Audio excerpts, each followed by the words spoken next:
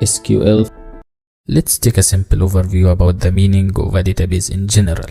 A database is a collection of structured information or data, typically stored electronically in a computer system. And if you want to work with, manage, and control databases, you need to use a database management system or DBMS. And there are many types of database management systems out there. We're gonna talk about the most popular types of database management systems in this course. One of the most common types of databases is relational databases, and if you want to work with any relational database, you need to use a SQL language. SQL stands for Structured Query Language. You can pronounce it SQL or SQL as you wish. The standard says that SQL is the appropriate way of speaking SQL. However, many database professionals still use the pronunciation SQL, and you can pronounce it any way you want. So why do we use SQL? SQL is standard language for relational databases. You can use the SQL language to create, read, update, and delete data from databases. If you want to communicate with and manipulate databases, actually relational databases, you need to use the SQL language. And there are many types of relational databases. And if you want to work with any of them, you can use the SQL language. Relational databases such as Oracle, MySQL, PostgreSQL, Microsoft SQL Server, SQLite, etc., etc. And in this course, you will learn the basics of the SQL language and its commands and put them to practice with many practical examples. You will learn all the concepts that are common in different relational database management systems with the SQL language. Thanks a lot for watching. Let's talk about our working environment in this course. We need a software to manage our database. You need a software to type, edit, debug, and execute any SQL query or code. You can type any statement, any SQL statement or code, and you can run it to show the output on the screen. However, in this course, you don't need to install any tool. In this course, you can access our database manager easily by typing its URL. So, no setup. You can use it for any operating system because it's online. SQLiteOnline.com is an easy, powerful, and interactive relational database management system contained in a C programming library. You can use this powerful editor without any complication to work with many SQL databases or relational databases. You can manage and work with SQLite, MariaDB, PostgreSQL, and more. Once you type its URL, SQLiteOnline.com, in the search box and hit enter, you will see the complete editor to work with the SQL language directly. And I'll show you this in the practical lesson. Thank you so much for watching. See you again next lesson. Let's talk about our working environment in this course practically. Our working environment in this course is this online SQL editor, SQLiteOnline.com. Type its URL and this will bring you to this official page. You need to type the URL or link and hit enter or return, and you will see the complete SQL editor here. You can work with many relational databases from this online compiler for SQL, such as SQLite, MariaDB, PostgreSQL, and Microsoft SQL. However, in this course, we need to work with PostgreSQL database. So you need to connect this database by clicking on this button, click to connect. After this, you will see it has a single table, which is the demo table, and you will see the details about this table once you click on it. You can see it has 3 columns, ID, name, and hint. You can create as many tables as you wish here inside this PostgreSQL database. If you want to execute any SQL query, you need to type it here in the SQL editor pane, here on the right side. Also, if you want to execute any SQL query, you can use this run button, or you can use shift enter or shift return from the keyboard. You can import or export files to import or export tables easily by using these options from here. You can open or save databases by using these options here. Open, save the SQL queries, open SQL queries, etc., etc. You can also save the history of this database PostgreSQL. Once you execute any SQL query or command in this editor pane, you will see the output or the result here in a new result set or in a new table in this pane below the editor window. Also, there are some useful resources here if you want to learn more about the SQL language. For example, comment, and you can easily see the syntax for commenting any SQL query. That's all about it for this lesson. Thank you very much for watching. Good luck. Hello and welcome to this lesson. In this lesson we will talk about DBMS and RDBMS. DBMS stands for Database Management System. A database management system is a software system to store, retrieve, communicate with, and run queries on data. You can use the database management system to create, read, update, and delete data in the database easily. The most common types of database management systems are relational database management systems. We will focus on this type in this course by using the SQL language. The second type of database management systems are NoSQL database management systems, or not only SQL, and this type are non-tabular databases and store data differently than relational tables. And there are four types of NoSQL database systems: document databases, graph databases, key value stores, and wide column stores. Now let's talk about RDBMS. What is the meaning of RDBMS? RDBMS stands for Relational Database Management System that stores data in a row-based table structure which connects related data elements. In relational databases, data or information is stored in tables, columns, and rows, and you can use the Relational Database Management System to maintain and manage relational databases. And there are many types of relational databases, and you can work with any of them by using the SQL language, the structured query language. The most popular types of relational database management systems are MySQL, PostgreSQL, Microsoft Access, Oracle, SQLite, MariaDB, and there are many others. As we said previously, data or information in relational databases stored in tables or relations. A table consists of columns and rows. A column simply is an attribute to hold specific information about records. A record is a row in a table. It's each individual entry that exists in a table. A database field is a set of data values of the same data type in a table. Data fields are used to display variable data and to allow the user to enter data. And there are many types of data fields such as text, decimal, date, integer, and there are many more. Simply, in relational databases, each column in a table contains data fields or data values of the same data type. Thank you so much for watching. See you again next lesson. Hello and welcome to this lesson. In this lesson we will talk about the SQL queries and syntax. The SQL keywords are case insensitive for the most popular database management systems, so the computer doesn't care whether you write select, for example, in uppercase letters or lowercase letters. You can write however you like. It works. But by convention and to work professionally with SQL, we write the SQL keywords in all capital letters and the name of tables, columns, rows, etc., all this in lowercase letters to facilitate collaboration and understand the code quicker and to make the SQL syntax more clearly and understandable for anyone. What is the meaning of CRUD or CRUD in SQL? CRUD stands for Create, Read, Update, and Delete. The structured query language or SQL is a domain-specific language for managing data, and all operations you can do on any data can be boiled down to create, read, update, and delete. C in the word CRUD or CRUD stands for create, which means to add or insert data into the SQL table. R in CRUD stands for read, which means retrieving, selecting, or fetching the data from the SQL table. U stands for update, updating data and tables.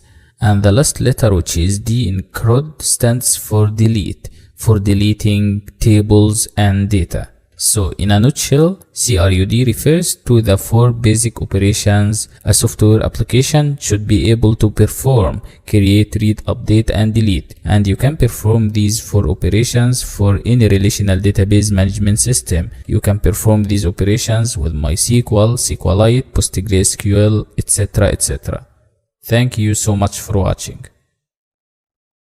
Hi, welcome to this lesson. In this lesson, we will be discussing the select statement in SQL. So let's get started. What is the meaning of the select statement and why do we use it? You can use the select statement to retrieve or select data from a database or tables inside a database. If you want to retrieve records of a single column, you can do so. If you want to select the records of 2 columns, 3 columns from a table, you can do this easily. And the data returned in the output is stored in a result table called the result set. You can use the select statement easily to retrieve the data of a complete table. You can do so by using asterisk sign or symbol. Use the select statement followed by asterisk sign with the from keyword followed by the table name and semicolon at the end of the statement or query. Now it's time to see the syntax of the select statement. You can retrieve the data of a single column by using the column name after the select statement, and if you want to retrieve or fetch the data of 2 columns, separate between them using comma, etc. etc. and the from keyword, exactly as you can see in the next line, followed by the table name with semicolon at the end of this statement. If you want to select the data of a certain table completely, the complete table, use asterisk symbol after the select statement. It's a single statement or a single line of code, exactly as you can see. Select asterisk from, then the table name and semicolon at the end of this statement or this line of code. And don't worry about all these concepts. I'll show you this practically with many practical examples. And not only this, but also you can use the select statement to select one record for 1 column or 2 columns, 2 records for 1 column, 2 columns, or for all the columns of a certain table. Thank you so much for watching. See you again next lesson. Hi everyone, welcome to this lesson. This is the practical lesson about using the select statement in the SQL language to retrieve data from an existing table. So let's get started. First of all, we need to connect our database, which is a PostgreSQL database. Try to click to connect, and voila, you can see it has a single table. However, in this course, we will work with our tables. Let's import the 2 tables that we are gonna use in this course. We will work with our tables, which is employees and the players 01. So let's import players 01 now. And after this, select first line for the column name, then hit OK.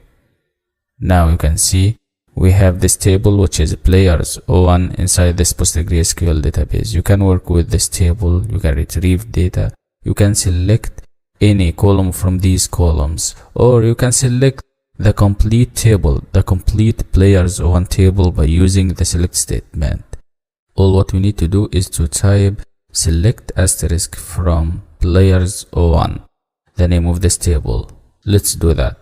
Just type select asterisk from players 01 and semicolon at the end of this line of code or this statement. The select statement here is used to select all from players 01 to retrieve this table players 01 completely. You can notice that here select and from are keywords in the SQL language, so we type these keywords all in uppercase letters here by convention. Now it's time to execute this, and you will see the result in a new result set here or in a new table in the output pane here, or you can use the run button. Now we got this output exactly as you can see. This is our players 01 table completely here with all columns and rows. Player ID, first name, last name, team, shirt number, and rating. And you can see the records of this players 01 table. Also, you can use the select statement to retrieve or fetch any column. you can fetch the player ID column completely, only this column, or you can fetch 2 columns or any number of columns you need. Good luck. Suppose we need to select a specified number of columns from an existing table.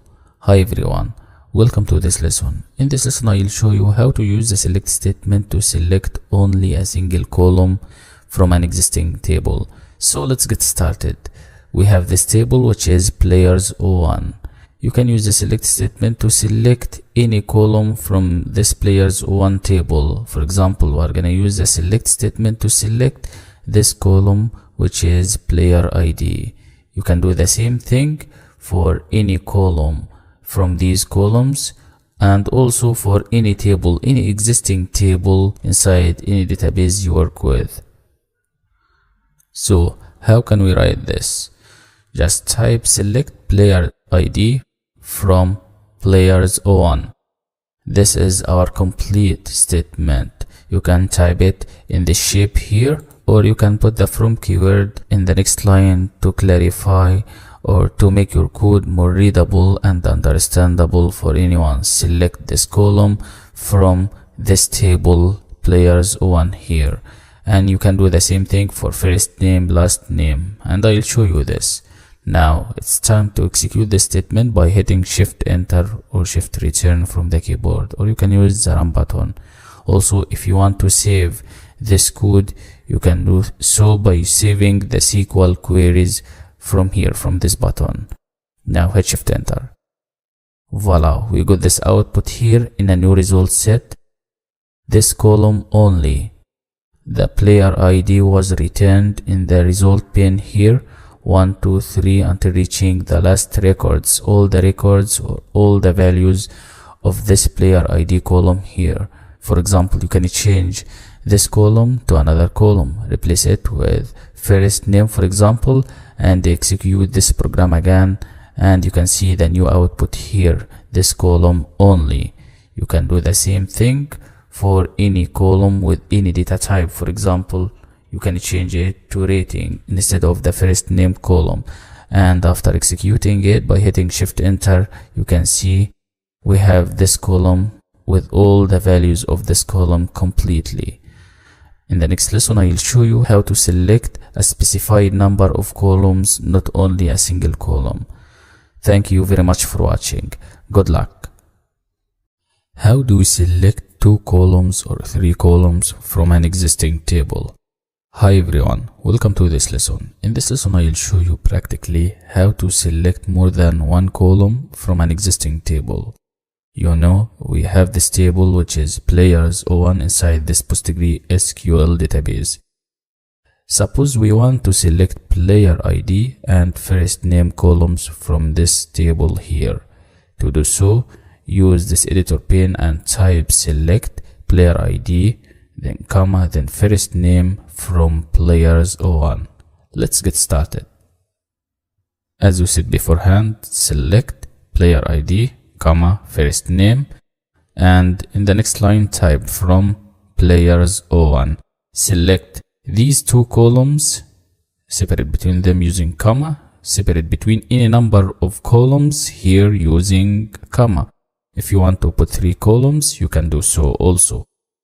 Then the from keyword in the next line to clarify this code and to make your code more readable and understandable for anyone. From this table, this existing table, players 01. Also, if you have an existing table, another table instead of players 01, you can do the same thing, the same methodology with any table. Now it's time to execute this. You know, to execute this command or this statement, hit shift enter or shift return from the keyboard. Voila, we got only these 2 columns, player ID and first name, inside a new result set. A new table here that contains only these 2 columns, player ID and first name. Let's change these 2 columns. Let's place, for example, player ID with team and first name with rating.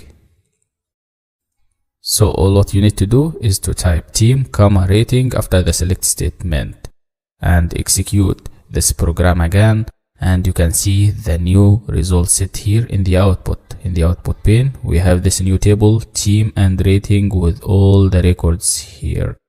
And you can do the same thing with any column, with any number of columns from the players O1 table or any table.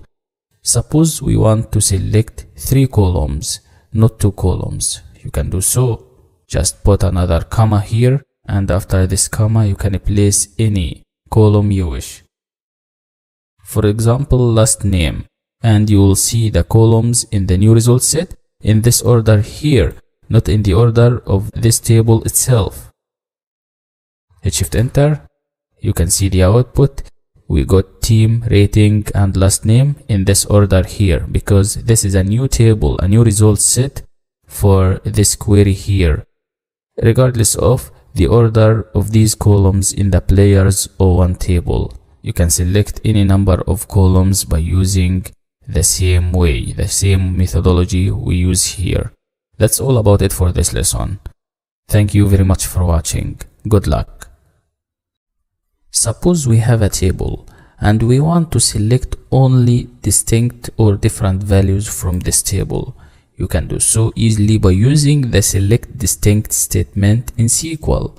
The select distinct statement simply is used to return only distinct or different values. Inside a table, a column often contains many duplicate values, and sometimes you only want to retrieve the different values only. And this is so easy to do by using this statement. And here is the syntax of the select distinct statement. Type it followed by the column name with the from keyword and the table name after the from keyword. And don't forget to place semicolon at the end of this line of code or this query.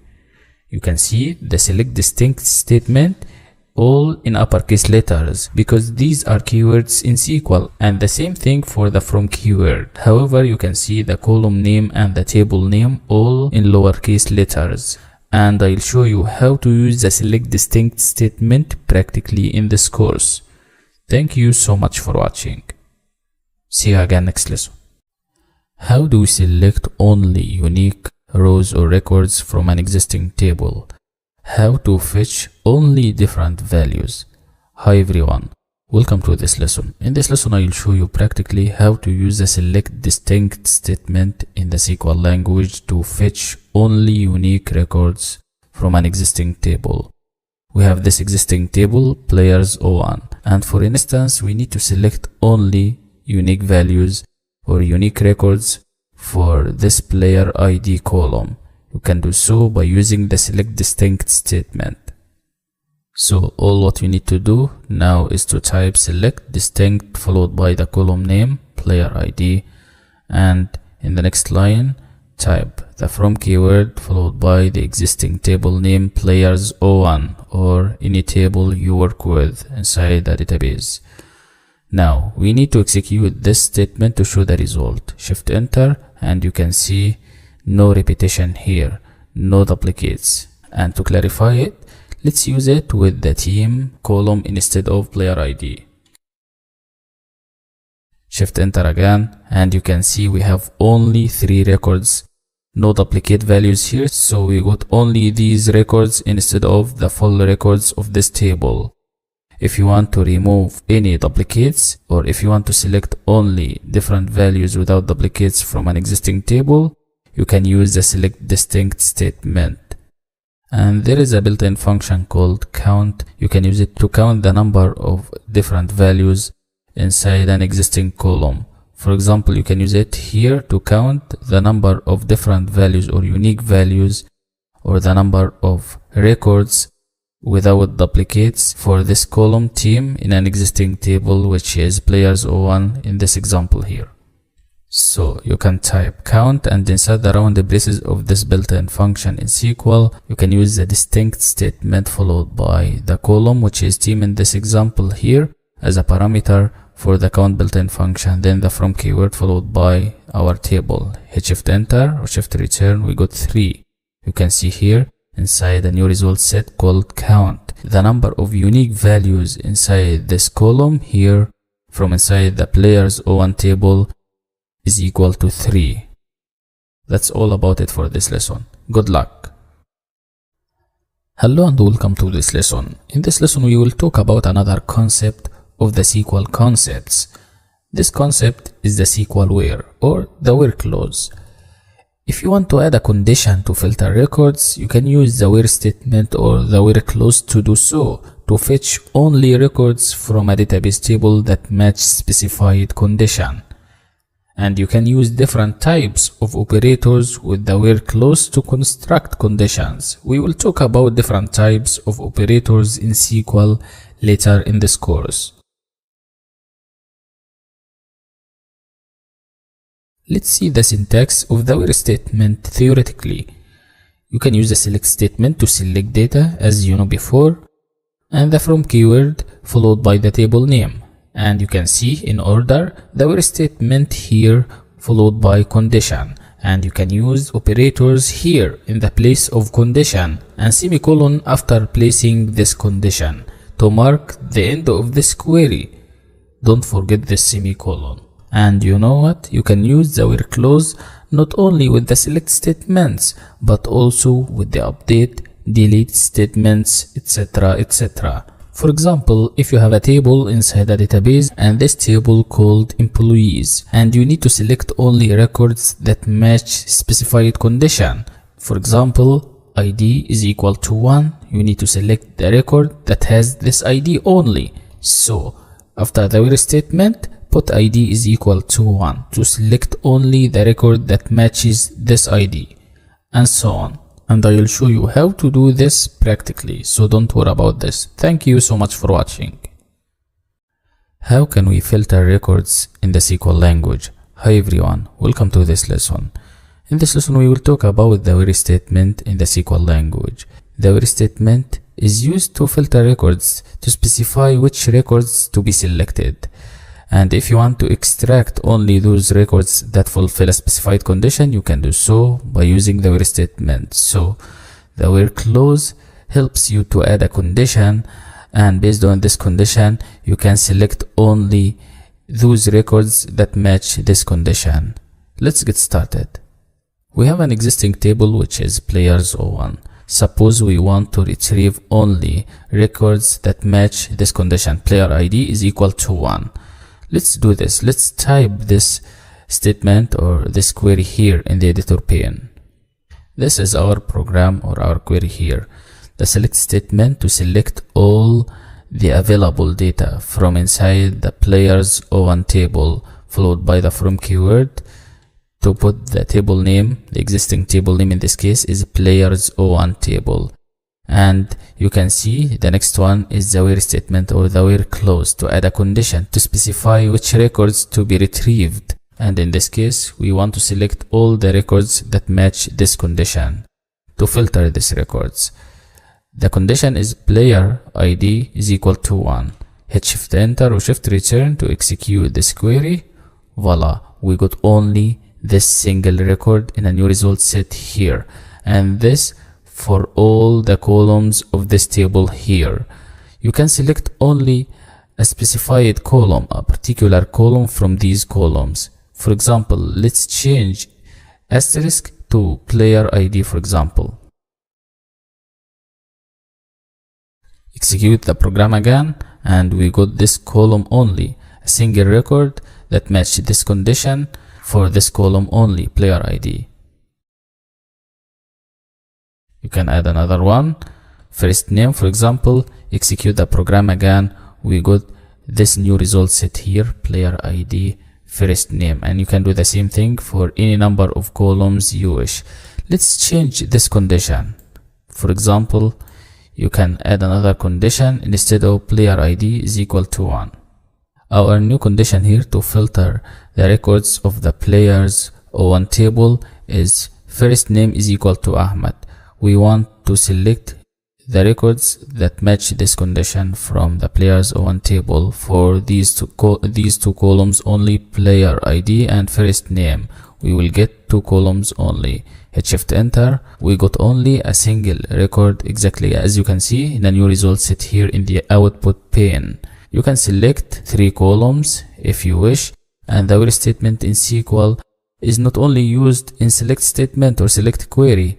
You can use it with update, delete, etc., etc.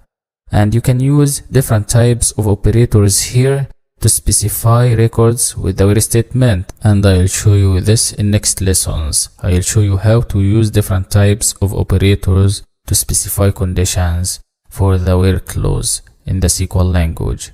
That's all about it for this lesson. Good luck.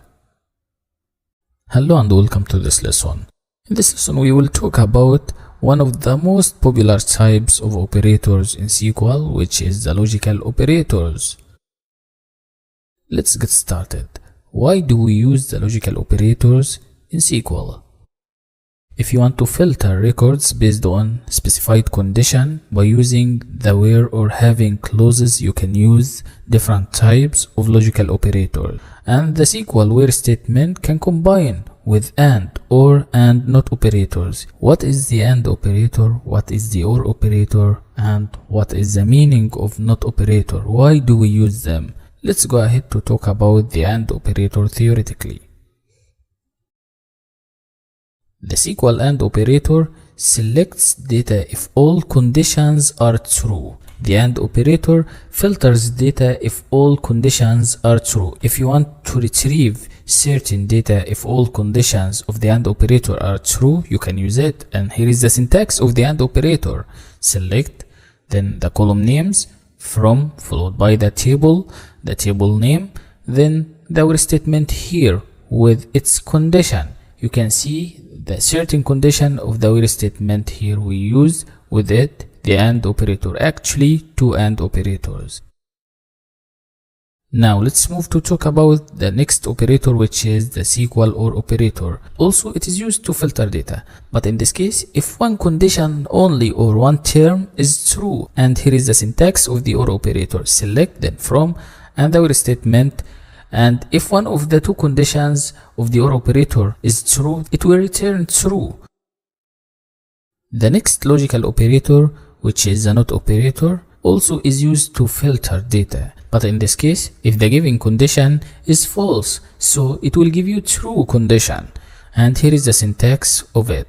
After using the select statement followed by in a number of columns, the from keyword followed by specified table name, and the where statement here. You can see the not operator in uppercase letters because it's from the SQL's keywords, and the condition after this. Thank you so much for watching. See you again next lesson.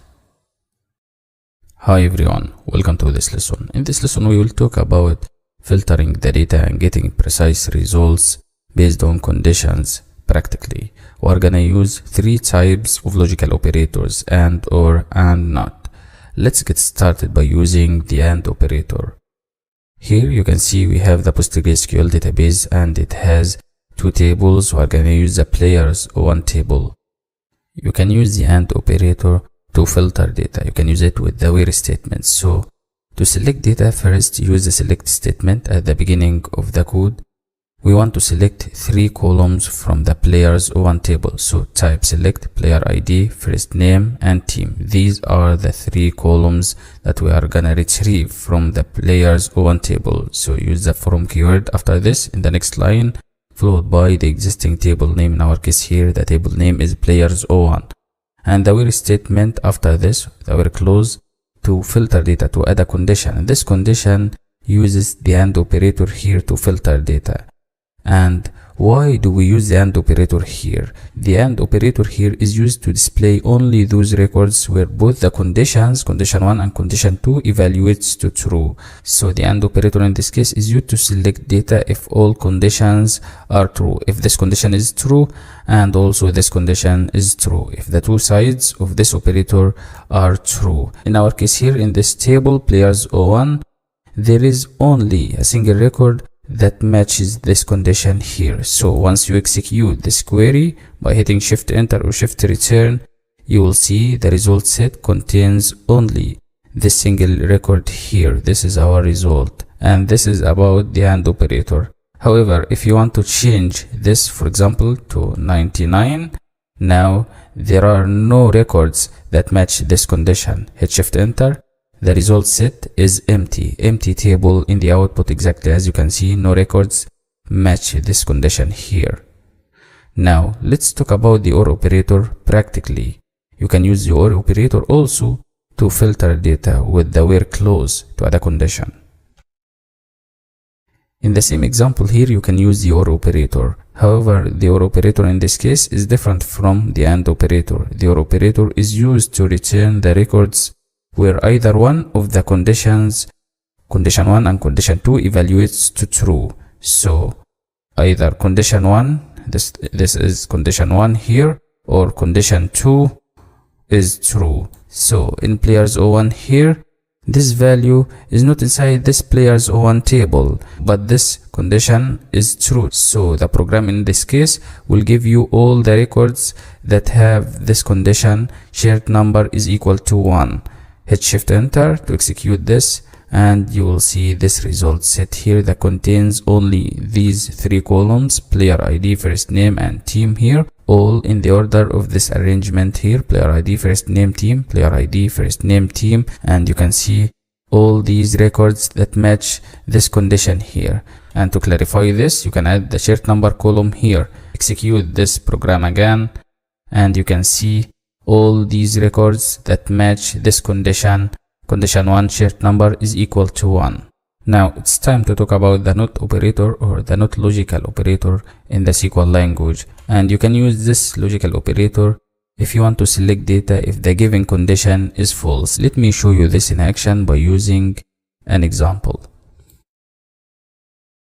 In this example here, we use the NOT logical operator to filter data with the where clause also. Not shared number is equal to 1. So in the result set, you will get player ID, first name, team, and shared number, where shared number is not equal to 1. So hit shift enter or shift return to get the result set. In the output pane here, you can see no shared number is equal to 1. That's all about it for this lesson, about the basic logical operators in the SQL language. And to master all these concepts, try to practice AND, OR, and NOT operators in the SQL language by using the same way we used here. Thank you very much for watching. Good luck. Let's talk about aliases in SQL. This is very important. You can use aliases if you want to give a table or a column in a table a temporary name, or if you want to rename columns. Aliases are often used to make column names more readable, understandable in the result set in the output or the table set. And you need to know that an alias only exists for the duration of that query, not permanently. And you can create an alias in SQL by using the as keyword. Let's see the syntax of aliases in SQL. By using the as keyword for columns, you can see here the select statement followed by the column name, and the as keyword followed by the new name, which is the alias name. And you can rename it with any name as you wish, and this name will be a temporary name, not permanently, only exists for the duration of that query. Then the from keyword followed by the table name and semicolon at the end of this statement or this query. And if you want to give an alias for a table, you can see the syntax of this: select followed by column names, single column, 2 columns as you wish. Then you can see the from keyword followed by the table name, and the as keyword here followed by the new name of this table: from, table name, as, and the new name, the temporary name for this table in the output to make the output clearer, and semicolon at the end of this query also. And I'll show you this practically. Thank you so much for watching. How to use aliases in the SQL language practically. How to put a name for each column, temporary name for each column in the result set. Hi everyone, welcome to this lesson. In this lesson I will show you how to rename columns in the result table regardless of the name of each column in the database or in the table itself. You can create a temporary name for columns or tables in the SQL language by using the as keyword. Let's get started. Let's rename 3 columns.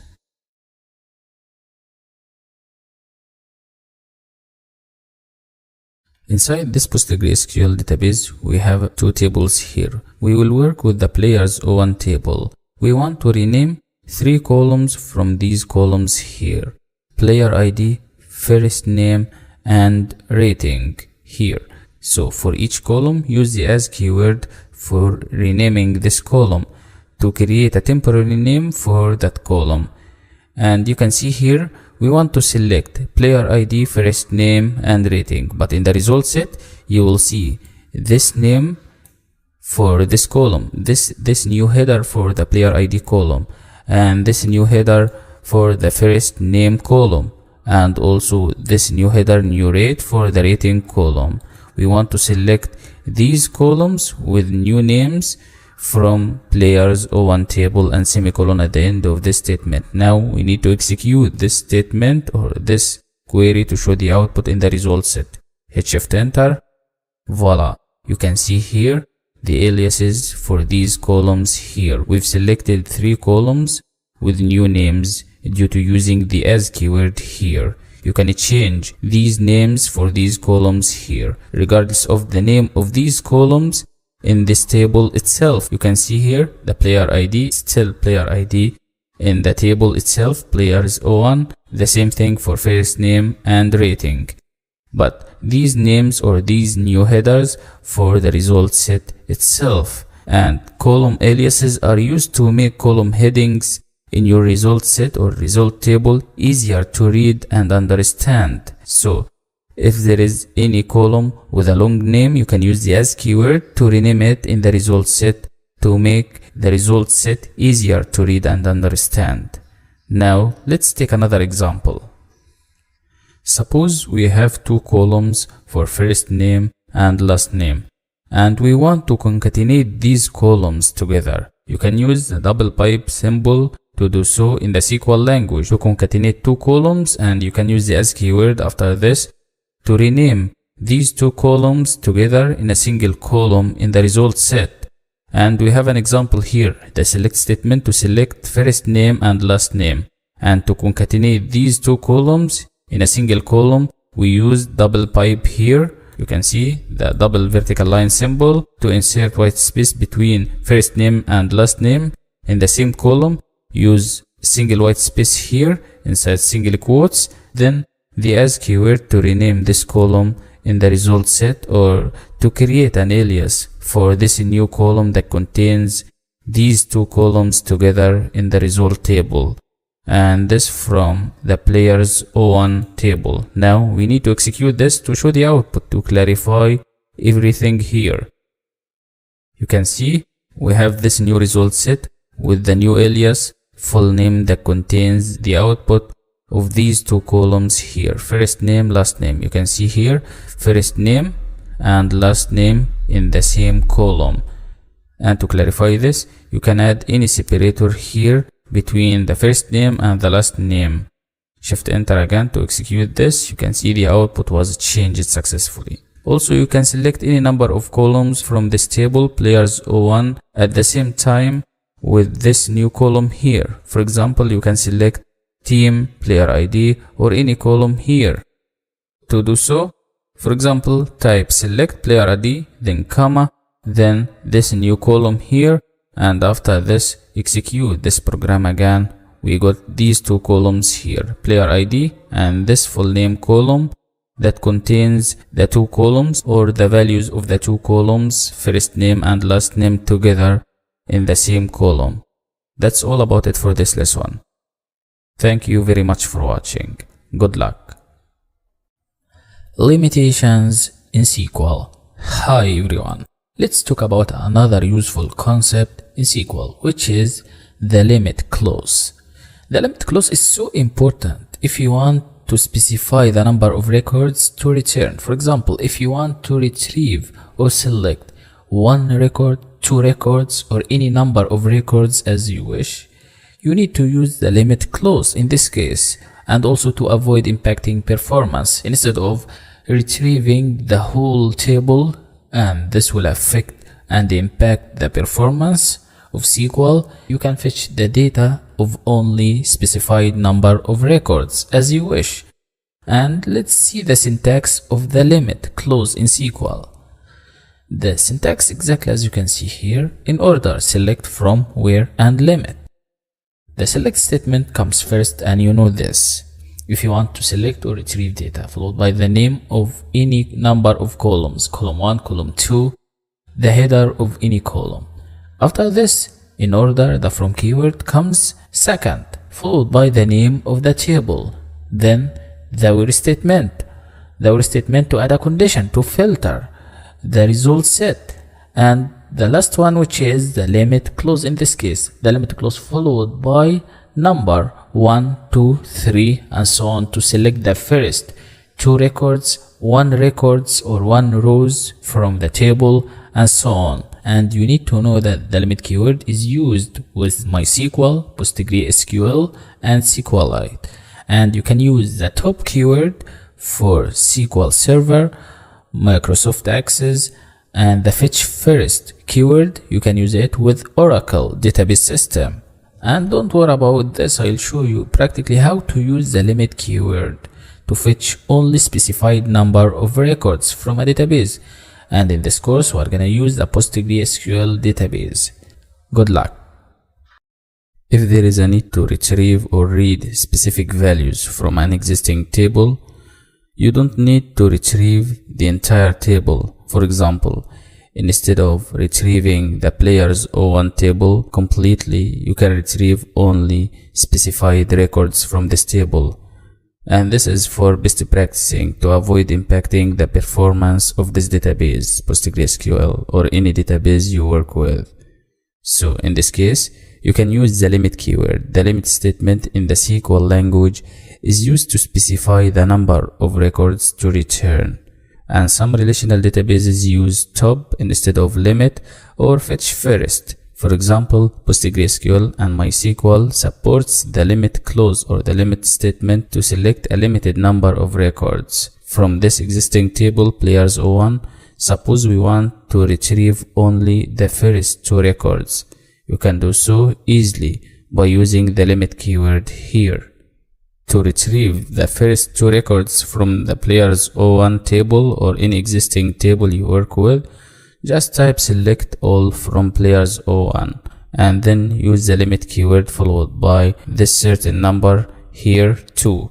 2 is the first 2 records from the players O1 table. Now you need to hit shift enter or shift return to execute this. And as shown here in the result set, this new table has the first 2 records only. So if you want to specify the number of records to return from the top of any existing table, you can use this methodology we used here. Limit 2 or limit, for example, 5, hit shift enter again, voila, the output was changed. We got the first 5 records from this existing table. Also, you can use the limit keyword with the where statement to filter these records. For example, you can limit the number of records based on a specified value in a certain column. Let me show you this. From the players O1 table, we want to select the first 2 records only that match this condition here. Team is equal to lion team. You know, we have 3 values of lion team inside this existing table, players O1. So in our case here, if we try to execute this program, we will get in the output only the first 2 records, not the 3 records of lion team, only the first 2 records based on this limit here. Hit shift enter, we got in the output the first 2 records that match this condition, team is equal to lion team, not all the entire lion team values. Thank you very much for watching. Good luck. Hi. Welcome to this lesson. In this lesson, we will talk about inserting new data into a table. You can use the insert statement to do so. The insert statement is a widely used command in the structured query language, and you can use it to insert new records in a table. Let's see the syntax of the insert into statement. There are 2 ways to write the insert into statement to add new records in a table. First of all, you can see the syntax to specify both the column names and the values to be inserted. Start with the insert into statement, all in uppercase letter, followed by the table name, and inside round braces, you can specify columns, column 1, column 2, column 3, etc., etc. Then values in uppercase letters, then inside the round braces, value 1 for column 1, value 2 for column 2, etc., etc. Let's go ahead to talk about the second syntax. If you are adding values for all the columns of the table, you don't need to specify the column names in the SQL query. However, make sure the order of the values is the same order as the columns in the table, and you can see the syntax for this way. The insert into statement followed by the table name, then the values keyword, and inside round braces value 1, value 2, value 3, etc., etc. And for any query, place semicolon at the end of this query or this statement or line of code. Don't forget to place semicolon. Thank you so much for watching. See you again next lesson. How to add new records to an existing table. Hi everyone, welcome to this lesson. In this lesson I will show you how to use the insert into statement in the SQL language to insert new records and new values to an existing table. Suppose we want to insert a new record to this table players1 here. You can use insert into statement with the values keyword. Let's do this. Try to type insert into followed by the existing table name. In our case here, the existing table name is players01, and inside the round braces after this players01 specify the column names player ID, first name, last name, team, shirt number, and rating, separate between them using commas, all in order exactly as you can see, and use the values keyword to insert new values for this new record. 10 for player ID, Ronaldo, for first name, Marcelo, because this is a string, side single quotes, for last name, Tiger Team is the value of team, 8 is the value of shirt number, and 93 is the value for rating, and semicolon at the end of this query or this program. Now, if you want to execute this program, all what you need to do to hit shift enter, and you will see this new record was inserted successfully at the end of the players01 table. And to show this, you can click on this table here and select or show table to read this table from here, or you can use the select statement to do this, and you know that. So all what you need to do is to type select all from players01 and semicolon, and try to comment this program here to avoid inserting another new record to this existing table players01. Hit shift enter and scroll down. Voila, we got this new record here at the end of the players01 table. This new record was inserted successfully. 10 for player ID, first name is equal to Ronaldo, Marcelo is the value or the new value for last name, Tiger Team is the new value for team, etc., etc. And you can do the same thing with any table, any existing table inside the PostgreSQL database. That's all about it for this lesson. In the next lesson, I'll show you another way to use the insert into statement to insert data into an existing table inside a database. Thank you very much for watching. Good luck. Hi everyone, welcome to this lesson.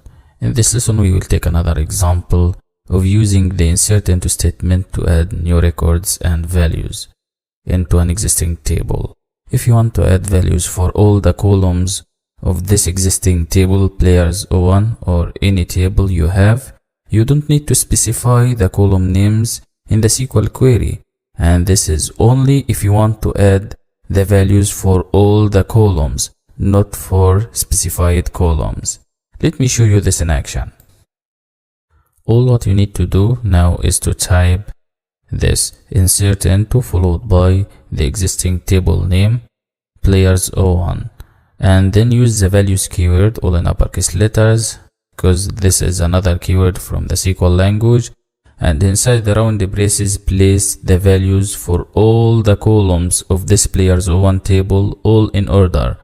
11 for player ID, Ahmed for first name, Octavo for last name, Tiger Team is the value for team, and the value of shirt number is 9 in this example, and the value of rating is 91. And this is our new record. We want to insert all these values for all the columns of players 01, so you don't need to specify the column names because all these values for all the columns. And make sure the order of the values is the same order as the columns in the table players 01 or any table you use. Hit Shift Enter, and after this you can select this table to show or read the data of this table, and you can see here at the end of this table the new record was inserted successfully here. The value of player ID is 11, the value of first name Ahmed, etc, etc. That's all about it for this lesson. You can try this by yourself. All what you need to do is to use the insert into statement in uppercase letters by convention, followed by the table name, and use the values keyword to insert other values. Try to insert another record instead of this record at the end of this existing table to master this concept. Thank you very much for watching. Good luck. Suppose we want to insert data only in specified columns. For example, suppose we want to insert data only for player ID and first name without inserting any data for last name, team, shirt number, and rating. Is it possible in the SQL language? Yes, it's possible. It's possible to insert only data in specified columns. For example, if you want to insert data for 2 columns in a new record only, you can do so. Let me show you that. Let's take a simple example to insert new data or new values for only 3 columns from these columns here, not for all the columns here. Specify the column names inside the round braces here. We want to insert data for player ID, first name, and rating. We want to insert a single record at the end of the players 01 table with these values for these columns only. 12 for player ID, Ali for first name, and the value of rating is 92. Use the insert into statement with the values keyword all in uppercase letters for this players 01 table to insert this new record to this table, to insert this new record into the players 01 table for these columns only. So try to specify the data columns here and separate between them using comma, and these values in the order of these columns here. Hit Shift Enter or Shift Return, and after this we need to read the data of the players 01. We need to select this table to show the output. So show the output here, scroll down, and you can see the new data was inserted successfully at the end of this table players 01. These values only, the 3 values 12, Ali, and 92, exactly as you can see, and the rest of the values for other columns is null. Null for last name, null for team, and null for shirt number. And you can do the same thing. Try to practice to master this concept. Insert a new record with new values for last name and shirt number only for the same players 01 table, and use the same methodology we used here. Thank you very much for watching. Good luck. Previously, we've seen how to use the insert into statement to insert only one record at the end of an existing table. So, is it used to add only one row or only a single record? No, you can use it to insert as many records as you wish. And in this lesson, I'll show you how to use the insert into statement to insert multi-records, to insert more than one record to an existing table. Let me show you this in action. We want to insert 3 records at the end of the players 01 table. You can do so by using the insert into statement with the values keyword. Use these 2 keywords all in uppercase letters because these are keywords in the SQL language. Specify the column names inside the round braces after the players 01 table, this existing table name inside our PostgreSQL database here. Type insert into players 01, then round the braces, then player ID, first name, last name, team, shirt number, and rating, and separate between them using comma, all in order. Then use the values keyword, and after the values keyword, specify the values for each record. For all the columns, all in order. 13, the value of player ID for the first record. If name 1, the value of first name. Name 1 is the value of last name. New team is the value of team. 1 is the value of shirt number, and the value of rating is 90. And you can see the record, the second record, and the third one here. The value of player ID for the second record is 14, and the value of player ID for the third record is 15. Now place semicolon at the end of this statement here, and to separate between these records, after the values keyword, you need to use commas here to avoid getting errors. The first record, then comma, the second record, then comma, and semicolon at the end of the third record. At the end of the last record, we want to add to our existing table here. Hit shift enter or shift return, or you can use the run button to execute this. And after doing that, now we need to read this players 01 table. How can we do so? Go to the players 01 and click select to show this table or to read the data of this table, and you will see the 3 new records were added at the end of this players 01 table here. These records, the first one here 13, then if name 1, name 1, etc, etc. The second one 14, and the values for this record, and the last one 15, player ID is equal to 15. If name 3, name 3, or any values you wish, you can insert any valid values here for player ID, first name, last name, team, shirt number, and rating. And you can insert as many records as you want, as you need here for this database. That's all about it for this lesson. That's all about inserting more than one record to an existing table. You can use the insert into statement with the values keyword to insert one record or multi records to an existing table. Also, you can specify the column names for these records, and try to do this by yourself. Try to practice this concept to master it. Thank you very much for watching. Good luck. Okay, hello and welcome to this lesson. In this lesson we will talk about a very important concept of the SQL concepts. You will learn in this lesson what exactly an update query does along with its syntax theoretically. So what is the meaning of the update query in SQL? Why do we use it? And how can we use it? Let's get started. After creating tables inside a database to store data or information, sometimes we need to update specific fields. You can do this by using the update statement. The update statement in the SQL language is used to modify or update existing records in a database table. If you want to update a single row after creating a table, you can do so. If you want to modify or update multi-rows or records in a table, you can do so. Now let's move to talk about the syntax of the update statement in SQL. How can we write and use the update statement? To update or edit specific values in a certain table, you need to use 3 keywords from the SQL language: update, set, and where.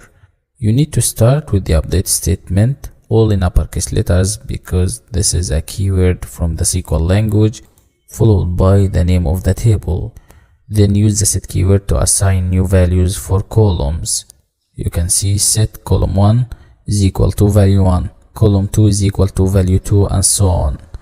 And you need to use the where statement to add condition to specify which records to be updated.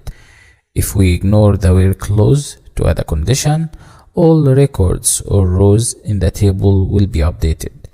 So make sure to use the where statement to add the needed condition. That's all about it for this lesson. Good luck. Can we modify the existing records in an existing table? Yes, you can do so by using the update statement. Hi everyone, welcome to this lesson. In this lesson, I'll show you practically how to use the update statement to modify or edit the existing records in an existing table. We have this existing table players01 with these columns here. If you want to update any value from these values of this table, you can do so by using three keywords: update, set, and where. Update to specify the table name, set to specify the column and its value, and the where statement to specify which records to be updated. Let me show you this practically. Suppose we want to change the value of first name where player ID is equal to 15. So to do that, type update players01 set first name is equal to Sadio, for example, or any name you wish. This is just an example, where player ID is equal to 15 and semicolon at the end of this query or this program. We want to change this value from here, from if name3 to be Sadio. And to do so, use the update statement followed by the existing table name, the name of this table, players01 in our case here. Then use the set keyword in uppercase letters by convention. This is another keyword from the SQL language, and the column name with single equal sign and its value Sadio, the value of first name, the new value here to specify the column and its value, and the where statement here to specify which record to be updated.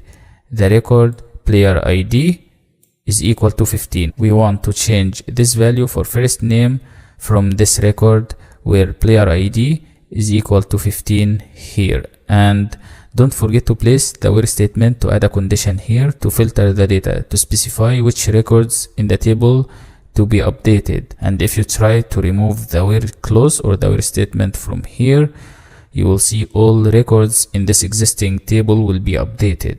So be careful when updating records in an existing table. Try to use the where statement to specify the records to be updated. Now hit shift enter or shift return, and we need to read the table completely, the entire players01 table. Select show this table, scroll down, you can see the first name, the value of first name for this record where player ID is equal to 15. The first name was changed to Sadio or any name you wish here. Also, you can use the same methodology to change two values, three values, or as many values as you wish. For example, let's change the value of last name in addition to changing the value of first name for the same record.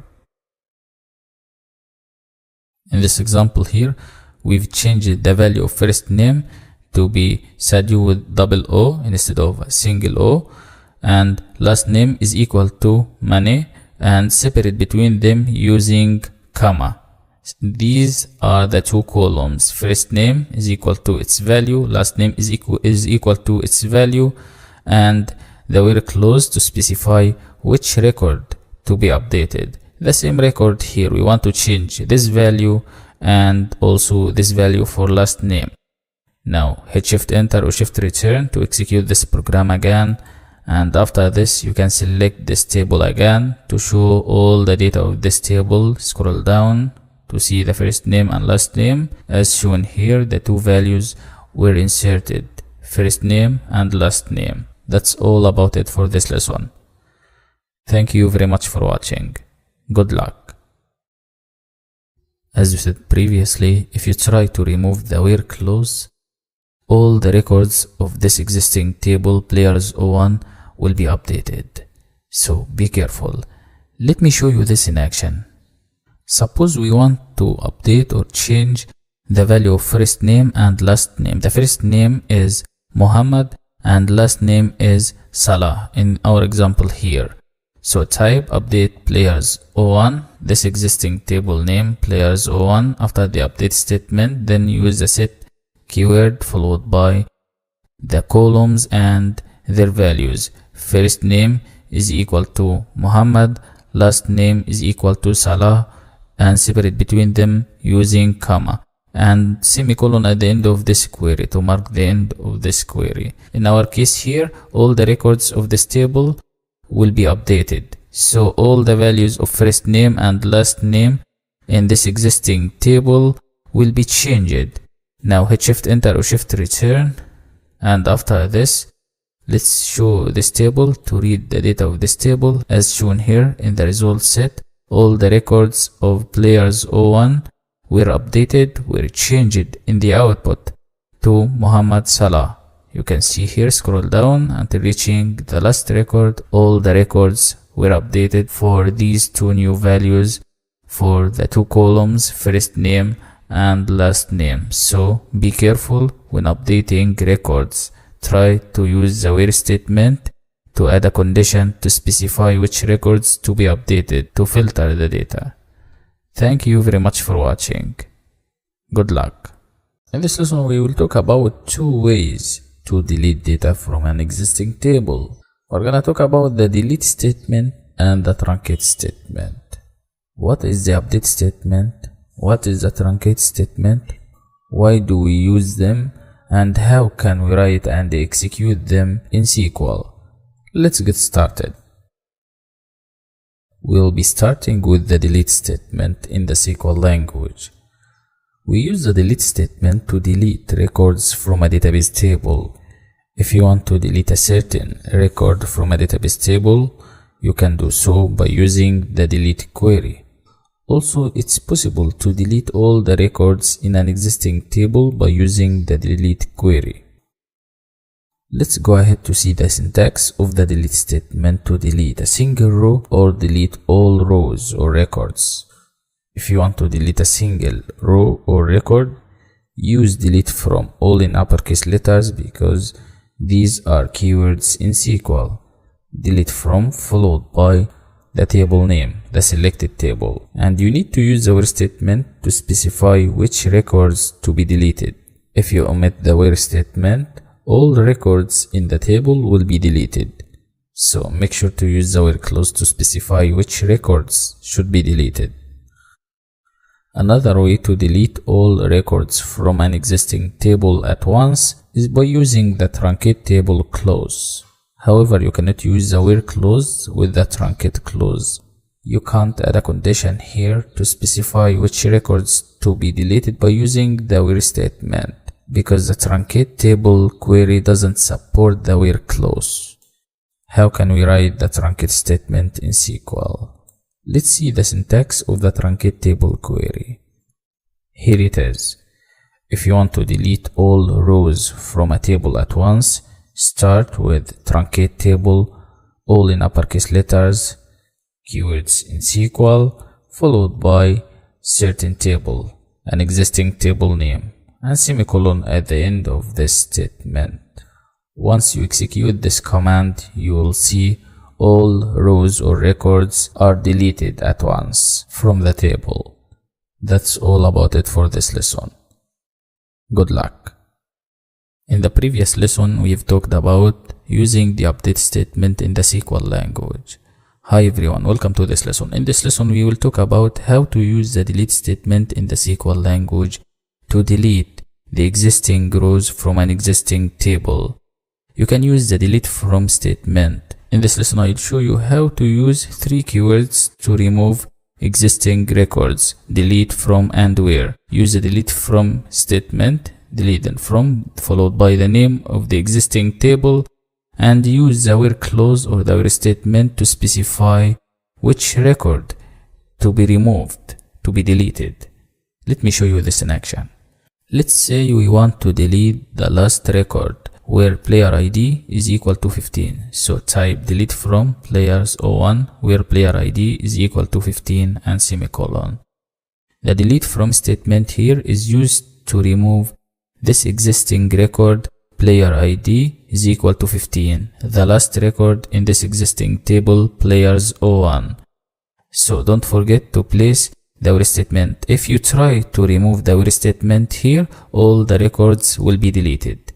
Now hit shift enter or shift return and let's read this table. Let's select it to retrieve all the information of this table. Scroll down and you can see the last record was removed successfully, was deleted from this table here. As I said previously, if you try to remove the where statement from here, all the records of the players on table will be removed, will be deleted. Let me show you this in action. All what you need to do is to type delete from followed by the table name, the existing table name players 01 or any certain table inside the database you work with. And after executing this, you will see all the information from inside these columns will be deleted. Hit shift enter. Now if you try to show this table to select the data, you can see in the output as shown here all the records were deleted successfully. If you want to drop this table, you can remove it completely from here. If you want to drop any column from these columns, you can do so to remove this column completely from this table. Also, there is another useful statement in the SQL language. You can use it to do the same thing we did here. The truncate table statement, the truncate keyword with the table keyword. These two keywords are used to delete all rows from a table at once. And do notice that the truncate statement doesn't support the where clause. So type truncate table followed by the existing table and you will see after executing that statement all the records will be deleted from the selected table. Let me show you this. Suppose we want to delete all the data available or all the records of the demo table, this table from here. Let's select this table before executing the truncate table clause. You can see all these records inside the demo table. Now let's execute the truncate table statement. Hit shift enter. And after this, if you try to show this table again, you can see all the records were deleted successfully here from this demo table. That's all about it for this lesson. Thank you very much for watching. Good luck. Hello and welcome to this lesson about comments in the SQL language. What are comments? Why do we use them? And how can we write comments in the SQL language? To explore all of this, let's get started. First of all, what is the meaning of a comment and why do we use it? In the SQL language, we use comments to add a description or explanation about our code. If you want to explain any statement in the SQL language, or if you want to insert small description, you can use comments. If you want to insert hint, you can do so by using comment. You can insert a comment before or at the end of any line of code. Also, there is an important feature of using comments in the SQL language. To prevent the execution to debug code. If you want to prevent the execution for any block of code or any statement in the SQL language, you can comment it. Comments can be inserted on a separate line or within a transact SQL statement. Now, it's time to talk about the types of comments in the SQL language. There are two types of comments in the SQL language. The first type is single line comment. And the second type is multi-line comment or multiple line comment. Let's start with the syntax of the single line comments in the SQL language. If you want to create a single line comment to insert a description or explanation to make your code understandable for humans, you can start any line with double hyphen, a double hyphen at the beginning of any line of code, and this will be considered as a comment. Exactly as you can see here, this is a simple example, double hyphen before select all. This line is a comment here. The program will not execute it. If you want to prevent the execution for the next line, select all from demo. You can put a double hyphen before it at the beginning of this line of code also. Now, let's move to talk about the syntax of multi-line comments in the SQL language. If you want to create a comment in multi-line or as a block, you can do so easily. Just start it with slash asterisk and end it with asterisk slash. And here is an example. Select all the columns of all records in the customers table. This is a multi-line comment in multiple lines.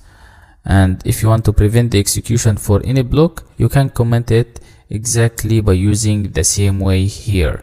If you want to execute this statement, you will not see anything related to this comment in the output because it's for humans only, not for the program execution. That's all about it for this theoretical lesson about comments. Good luck. Why do we use comments and how do we use them practically? Hi everyone, welcome to this lesson. In this lesson I will show you practically how to use the two types of comments in the SQL or SQL language. Single line comments and multi-line comments. Comments in general are used to add descriptions in the SQL language to make the code more readable, understandable, and easy to follow. If you want to add a hint before or at the end of any line of code or query, you can do so by using comments. And comments are only for humans to make the code understandable, not for the program. The database management system will ignore any comment from inside the file. So if you try to use the two types of comments, they are completely ignored by the database management systems. Let me show you this practically, how to create a single line comment in the SQL language. First of all, here, if you want to create a single line comment, use the double dash symbol at the beginning of this line of code. Now, this is considered a comment now. Hit Shift Enter, you will get nothing in the output because it's for humans, not for the program execution. Also, you can use this comment to add a description. For example, you can type selecting data. This comment in this example here starts with the double dash and ends with the end of this line here. And if you try to execute this program again, you will get the full table players 01. You can see here we've selected the full or the entire players 01 table in the results set here. If you want to add a description to make the code readable, try to use single line comment or multi-line comment. This is about single line comments here. You can put it here before any code, or you can put it at the end of any code, exactly as you can see here. You can put it here.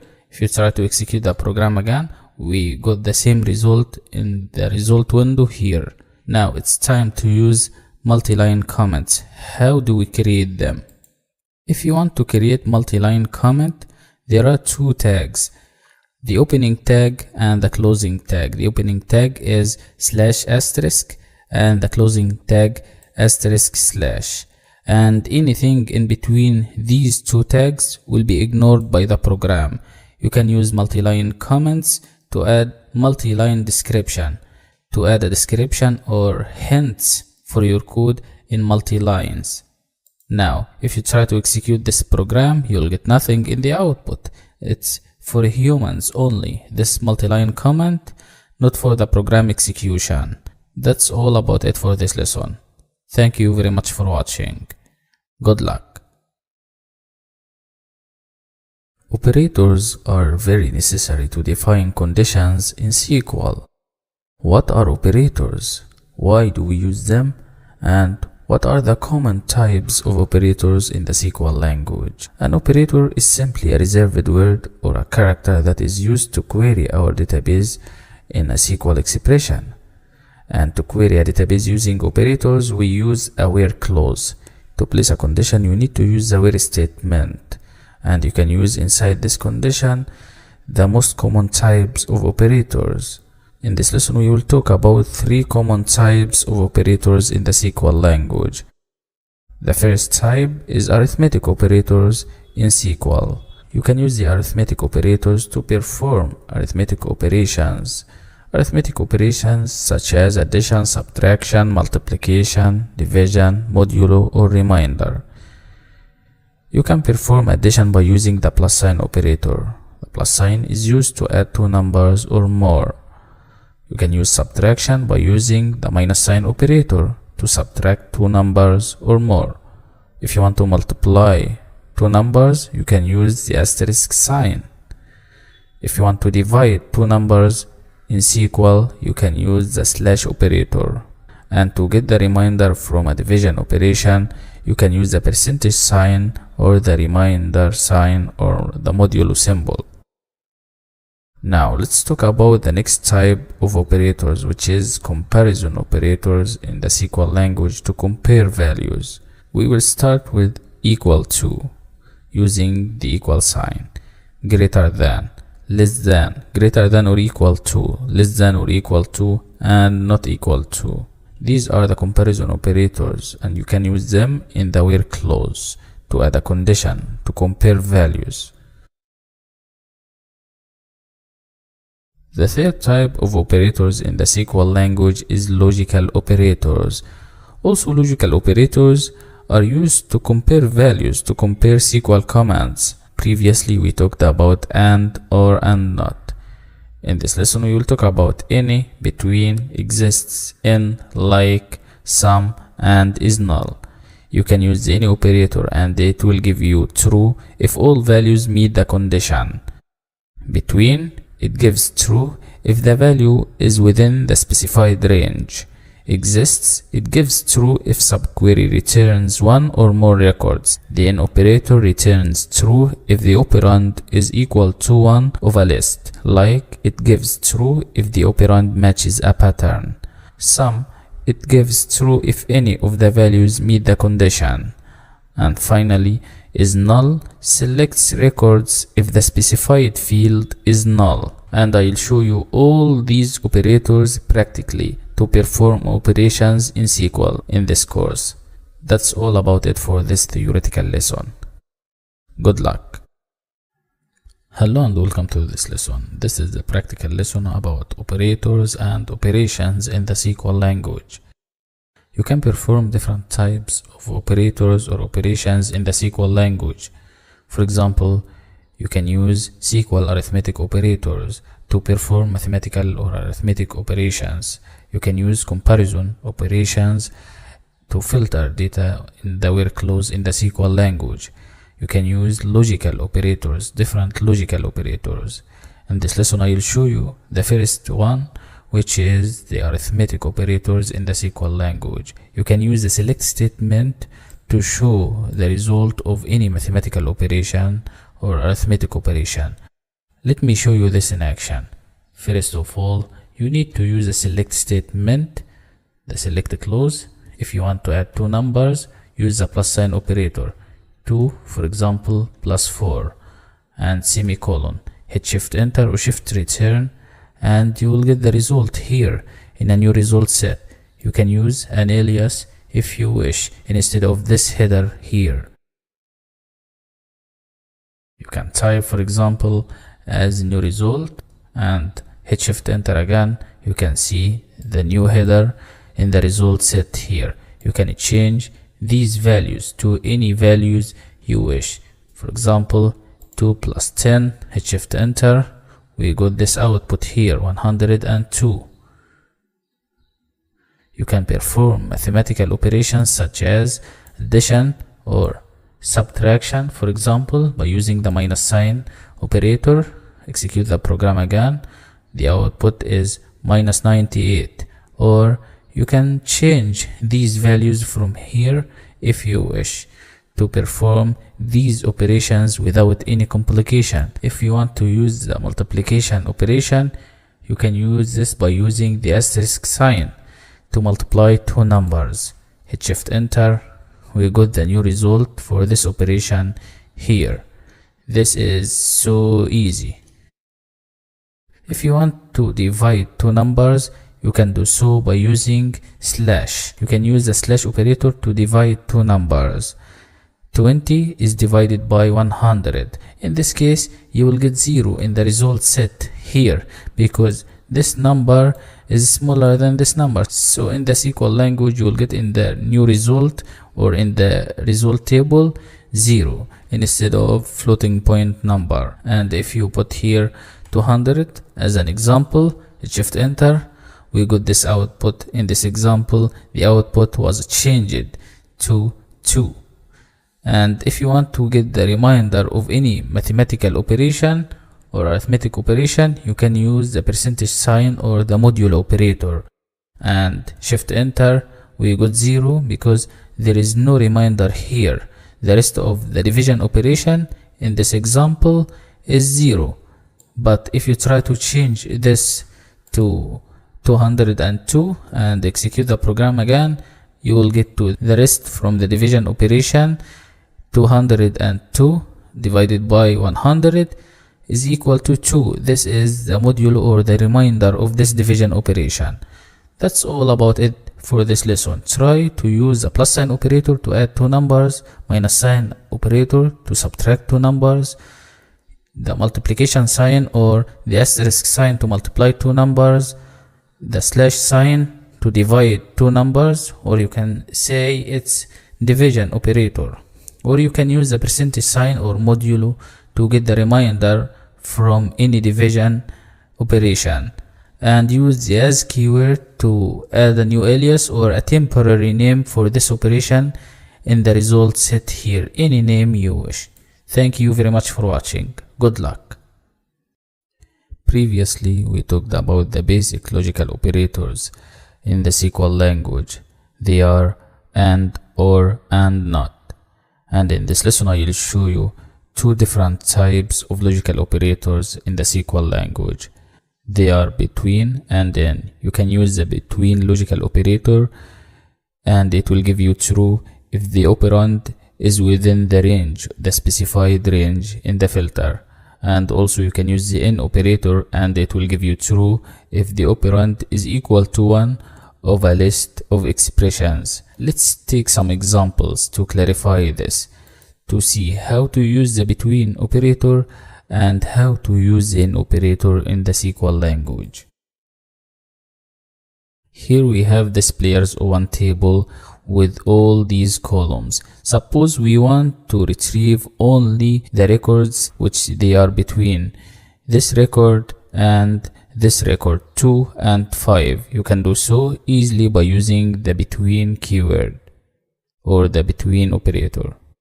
So all what you need to do is to type this condition, player ID between 2 and 5. And after this, after selecting all from players O1 and typing where to add this condition to filter the data of this players O1 table, player ID between 2 and 5, hit shift enter or shift return from the keyboard, or you can use the run button and you can see from 2 to 5. And do notice that 2 is included and also 5 is included. The two terms after using the between with the and keyword here, 2 and 5, were included in the result set. Let's change this to clarify this concept. Change 2 to 5 for example, and 5 to another example which is 8 here. Hit shift enter. Now as shown here, the output was changed. The first one is this record where player ID is equal to 5, and the last one where player ID is equal to 8, exactly as you can see. The between operator is so useful to filter the data, to fetch specified records from an existing table. Now it's time to use the in operator.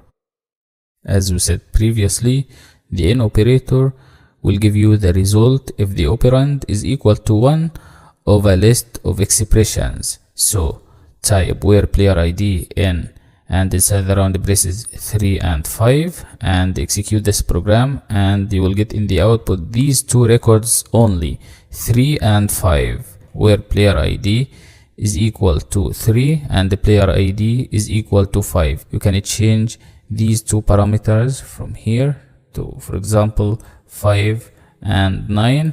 Execute the program again. You can see the output was changed. The result set was changed here to 5 and 9. And to clarify this, let's take another example for another column with another data type. For example, let's use this team column. In this case here, we want to retrieve all the records that match this condition here, where team is equal to lion team and team is equal to tiger team, all the records. So hit shift enter and you can see all the records here that have these two values, lion and tiger only.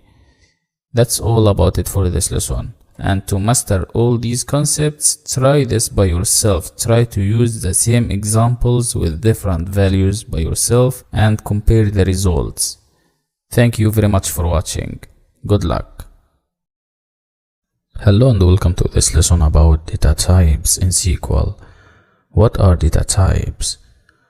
Data types are classifications that identify possible values for and operations that can be done on the data, as well as the way the data in that field is stored in the database. There are three main data types in the SQL language. The data type lets the database know what to expect from each column and also determines the kind of interactions that can occur. For example, if you want a column to contain only integers, you can use the integer data type. If you want to store text, you can use the text data type, etc., etc. Let's get started. Let's start with the first category of data types in SQL, which is numeric types of data. There are many numeric data types to store numbers. For example, small int, integer, big int, decimal, etc., etc., exactly as you can see. The second types of data, or the second category of data types, is string types. And you can use this type of data to store text. If you want to store text, you can use char to store characters of fixed length. You can use var_char to store characters up to given length, or you can use text to store characters without limitation.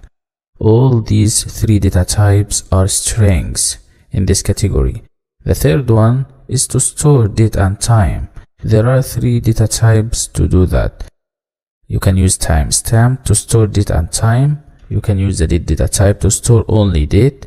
And if you want to store only time, you can use the time data type.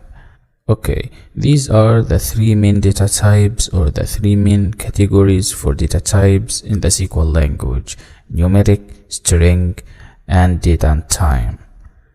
That's all about it for this lesson. Good luck. When creating any table inside the database, we can put the data type for each column, and all the values inside that column are of the same data type. Suppose we want to create a new table here inside our database. You can specify the data type for each column while creating this table. Let's create our table using the create table statement.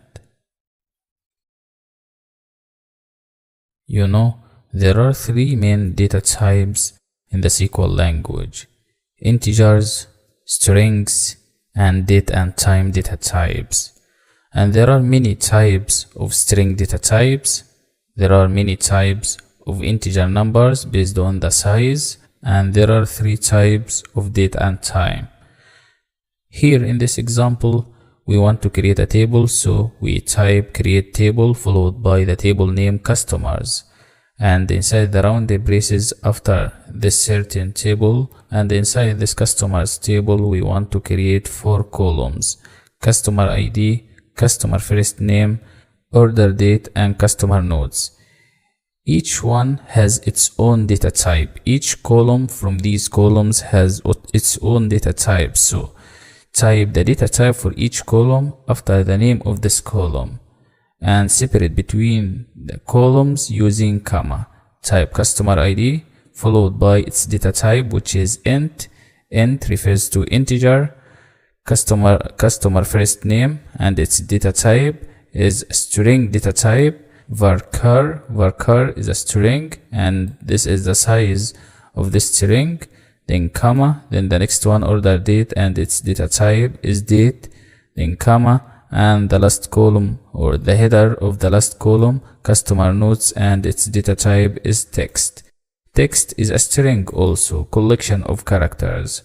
Now, once you hit Shift Enter or Shift Return, you will see this table is created inside this PostgreSQL database. So hit Shift Enter, voila. This new table is created, and these are the columns of this table: customer ID, customer first name, order date, and customer notes. And you can specify the data types of any table by using the same way we used here. You can specify the data type for each column after the column name. And if you want to insert new records to this existing table, to the columns of this existing table, you can use the insert into statement with the values keyword, as we did previously. Thank you very much for watching. Good luck. Hello and welcome to this lesson about constraints in SQL. What are constraints in SQL? Why do we use them?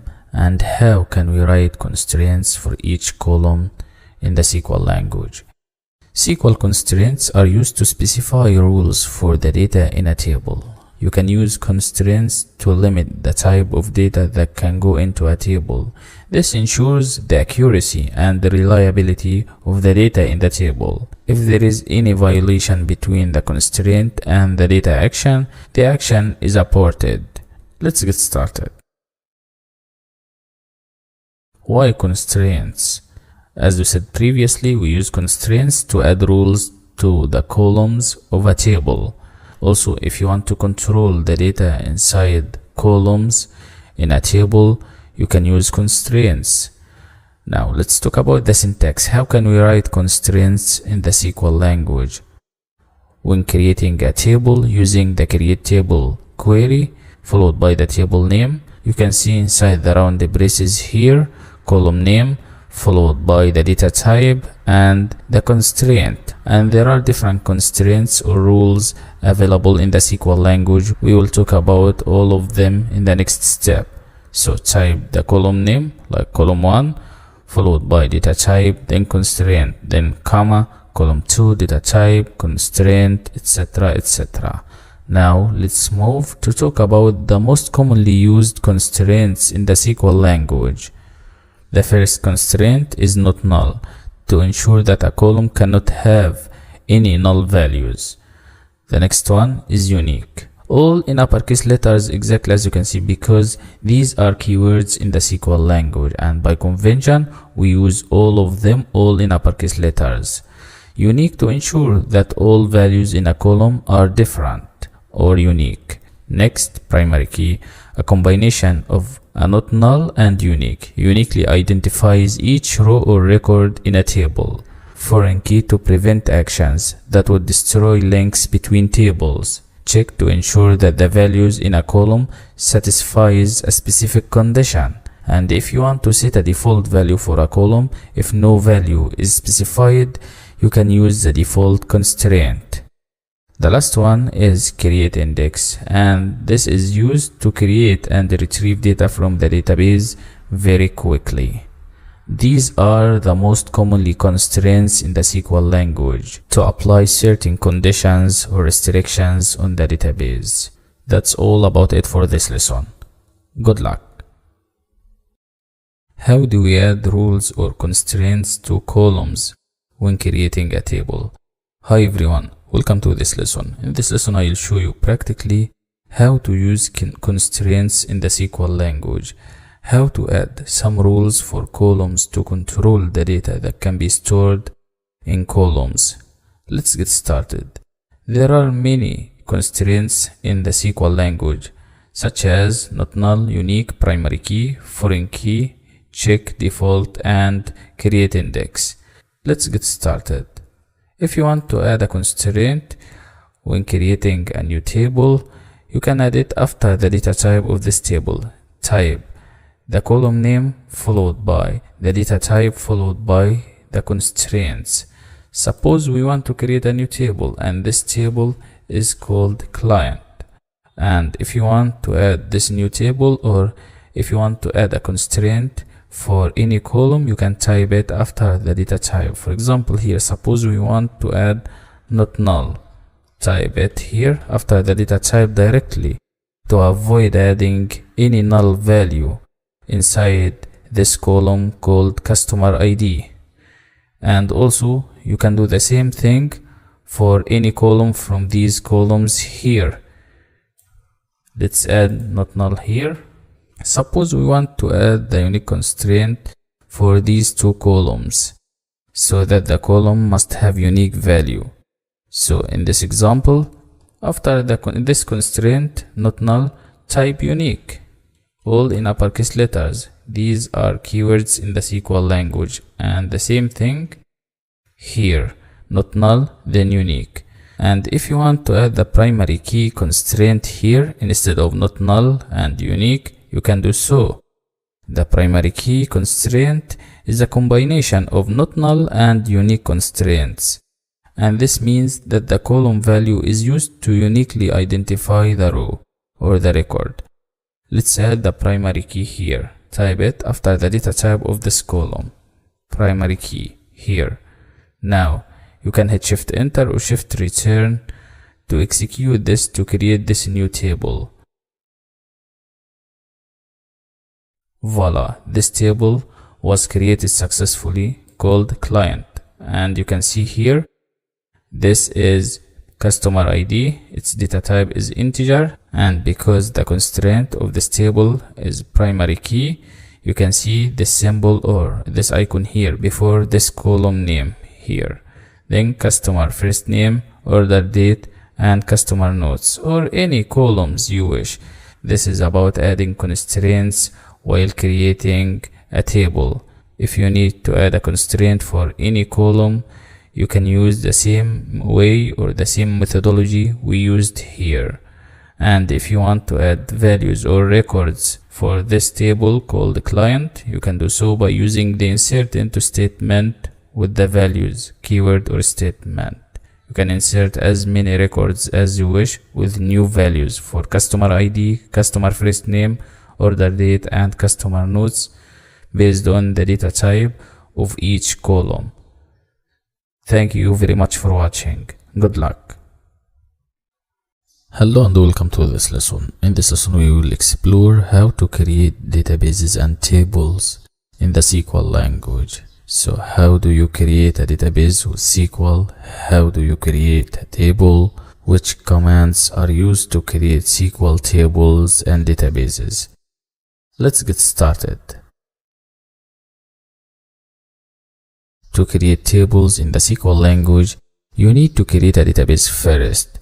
And to create a database, you need to use the create database statement or query, all in uppercase letters. Create database. These are keywords in the SQL language. And if you want to create a new table, you can use the create table statement, all in uppercase letters also. If you want to create a new table or any number of tables inside a database, you can use the create table statement, all in uppercase letters also. Now let's see the syntax for creating databases and tables in the SQL language. First of all, as we said previously, to create a database, you need to use the create database statement. Type it all in uppercase letters followed by the database name. You can name this database any name you wish and semicolon at the end of the statement. Once you execute it, you will see this database is created successfully. And to create a table inside this database, you can use the create table statement followed by the table name. And inside the round braces, you can specify columns, the data type for each column, and constraints.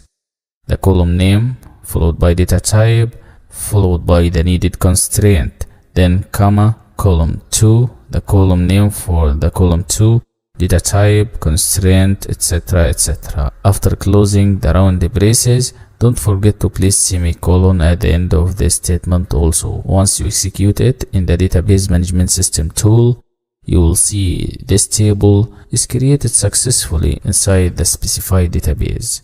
That's all about it for this lesson. Good luck. How can we create new tables and insert new rows or records and values into these tables? Hi everyone, welcome to this lesson.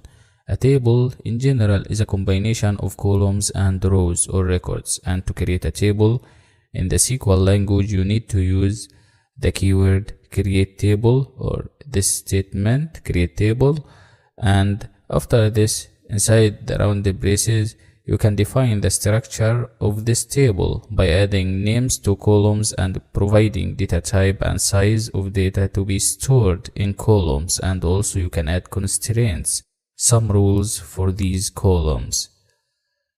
In this lesson I'll show you how to create new columns with new names, data types, constraints, and also how to use the insert into statement with the values statement to insert new values or new records into this new table. Let me show you this in action. Let's create a new table completely. We need to create a new table, and the name of this table is called fruits. Use the create table statement all in uppercase letters, and after this certain table or the table name fruits. In our example here we want to create this new table, and inside the rounded braces of the create table statement after the table name insert or adding names to columns and providing data types with constraints. You can add the column name followed by the data type of this column followed by some rules to control the data inside this column. For example, here we want to create 3 columns: fruit ID, fruit name, and fruit code. After the fruit ID column, you can see we use pseudo type, and this type is called serial. And by assigning the serial pseudo type to the fruit ID column, the PostgreSQL database will create a sequence object and set the next value generated by the sequence as the default value for the column. And also Postgre will add a not null constraint to the fruit ID column, because a sequence always generates an integer value or int, which is a not null value. And also the PostgreSQL database will assign the owner of the sequence to the fruit ID column. As a result, the sequence object is deleted when the fruit ID column or table is dropped. So use the serial pseudo type here, or in some relational databases you can use auto increment. So when we create new records we don't need to insert new values for this column fruit ID. The first one will be 1, the second one will be 2, then 3, etc, etc. Then primary key, comma, and the second column fruit name varchar, and its size is 50 and not null to avoid adding null values for this column for any value inside this column. And the last one fruit code, this is the last column or the third column in the fruits table, and its data type is varchar string, its size is 10, also its constraint is not null here. Now if you want to execute this to create the fruits table, you need to hit shift enter or shift return from the keyboard, or you can use the run button from over here.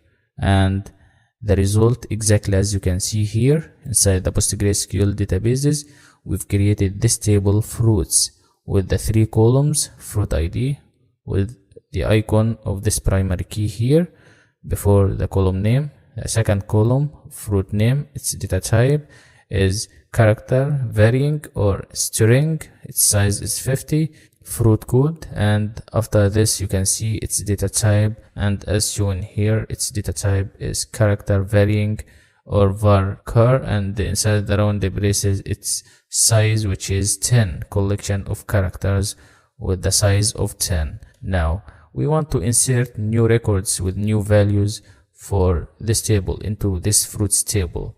You can do so by using the insert into statement. Let's try this. To insert new values into the fruits table, type insert into fruits. Then use the values statement all in uppercase letters by convention for the keywords of the SQL language. We want to insert 3 records into this fruits table. The values of the first record are apple for fruit name, and its code is AP01, banana for fruit name, and the value of fruit code is BA01, and the third one is orange, and the value of the fruit code is OR01. Separate between these records using comma, and you know that. And at the end of this query, use semicolon to mark the end of this query.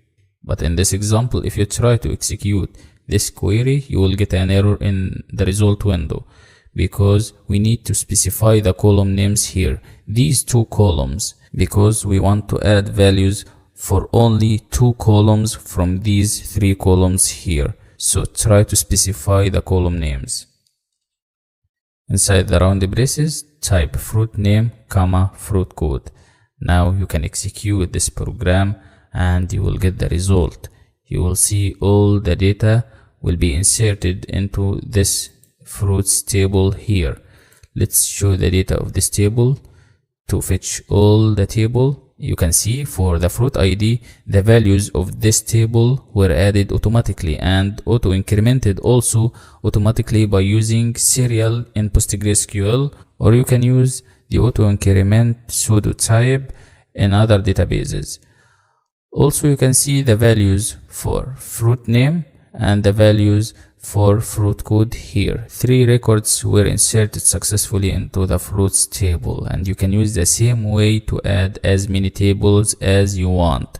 If you want to create a new table with new records and new values, you can use the same methodology we used here.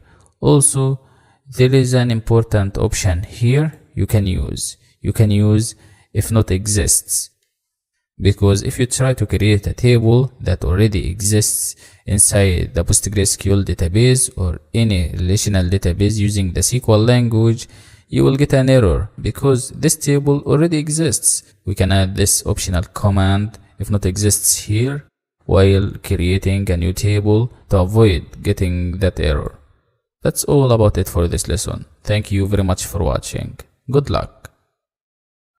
Previously, we saw how to create a new table by using the create table statement, and also how to insert new records into this existing table after creating it by using the insert into statement with the values keyword. And in this lesson, I will show you another way to create a new table.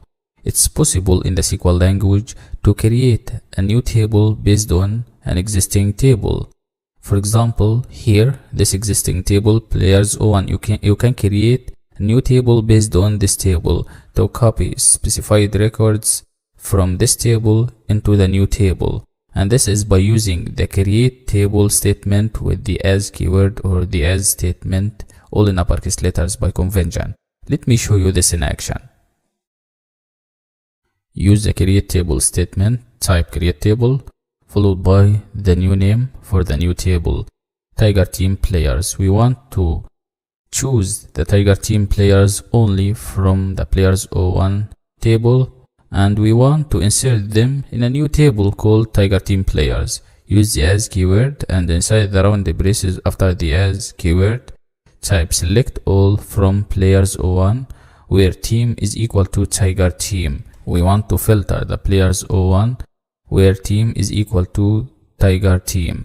Now, if you try to execute this, you will see the new table was created, Tiger Team Players, with all the Tiger Team values from the players 01 table. Hit Shift Enter to execute this. Voila, this Tiger Team Players was created successfully here with all the columns. You can select specified columns instead of using the asterisk sign here or this asterisk symbol. But in this case, we want to select all the columns from players 01 table where team is equal to Tiger Team. So if you want to read the data or if you want to select the entire table, you will see any value here in the team column is Tiger Team based on this filter here. This is from the players 01 table. You can create a new table based on another table using the same methodology by using these keywords create table and as here,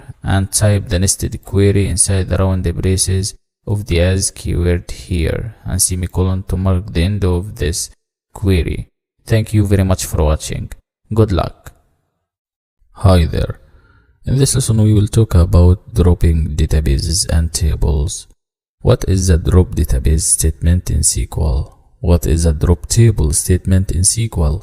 How do you drop tables and databases in SQL query? What is the syntax of dropping a database or dropping a table in SQL? We will explore all of this in this lesson. So let's get started. One way to remove an existing SQL database is by using the drop database statement. Use it in SQL query all in uppercase letters because these are keywords in the SQL language. And be careful before deleting or dropping a database, because deleting a database will result in loss of complete information stored in this database. So be careful by using the drop database statement. Also, if you want to drop tables from an existing database, you can do so easily by using the drop table statement all in uppercase letters by convention, because these are SQL statements or keywords in the SQL language. And also you have to know that deleting a table will result in loss of complete information stored in this table. So be careful. So how can we write the drop database statement in the SQL editor? How can we write the drop table statement also in the SQL editor to execute it? To answer these questions, you need to see the syntax of drop database and drop table statements. If you want to remove or delete an existing database completely, you can use this syntax, drop database followed by the database name. And at the end of this statement, we have semicolon. Once you execute this command in the SQL editor, you will see the selected database is deleted successfully. Also, if you want to delete an existing table completely, you can use the syntax drop table all in uppercase letters by convention followed by the existing table name and semicolon at the end of the statement. Once you type it, you need to execute it, and after this you will see the selected table will be deleted successfully and will result in loss of complete information stored in this existing table. That's all about it for this lesson. Good luck. How can we remove an existing table completely? Hi everyone, welcome to this lesson. Previously we covered how to use the delete from keyword and also how to use the truncate keyword in the SQL language to remove the records of an existing table. And if you want to remove an existing table completely with all information stored in that table, you can do so by using the drop table statement. You can use the drop table statement if you want to delete the table or if you want to drop an existing table completely. Let me show you this in action.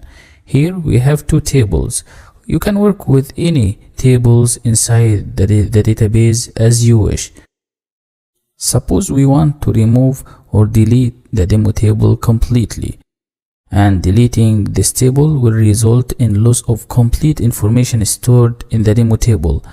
You will see after executing this statement here, the demo table was removed successfully. Hit shift enter or shift return and you can see the demo table was removed successfully from here with all information stored in this demo table.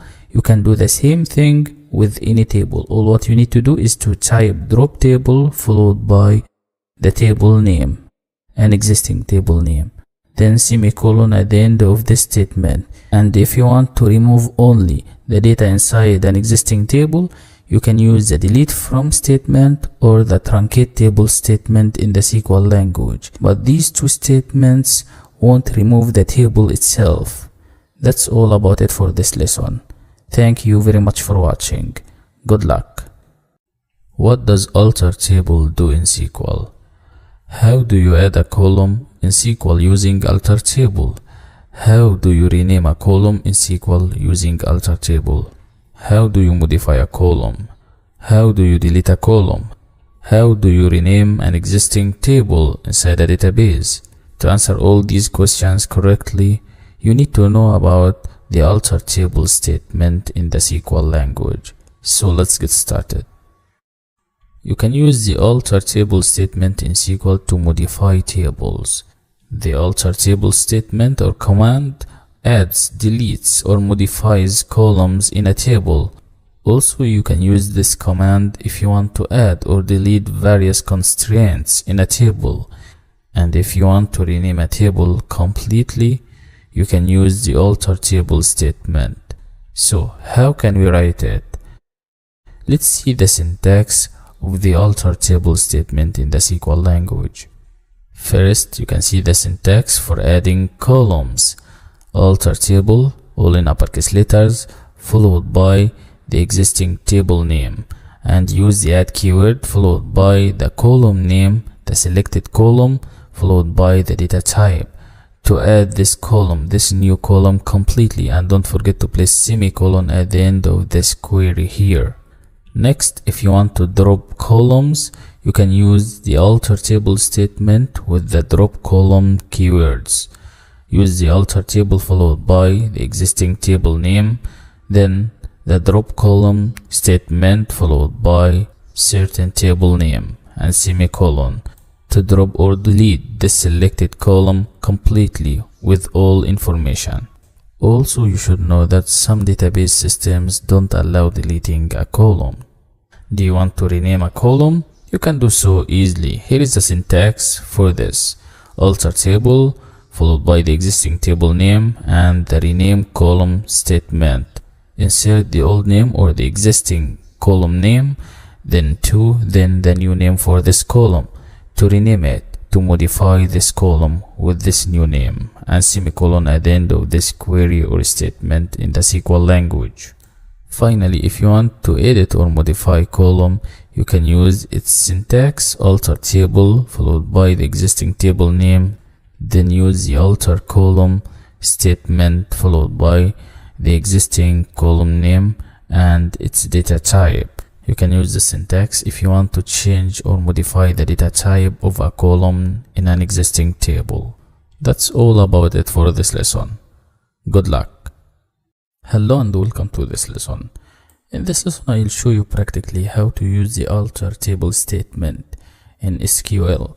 You can use this statement to add, delete, or modify columns in an existing table. For example, you can add a new column to this table here, players 01, if you wish. In addition to these columns, you can add a new column by using the alter table statement with the add keyword or add statement. Also, if you want to drop an existing column from these columns, you can use the alter table statement with the drop column statement. And do notice that some database management systems don't allow deleting a column from an existing table. Also, if you want to rename a column, you can use the alter table statement with the rename column statement.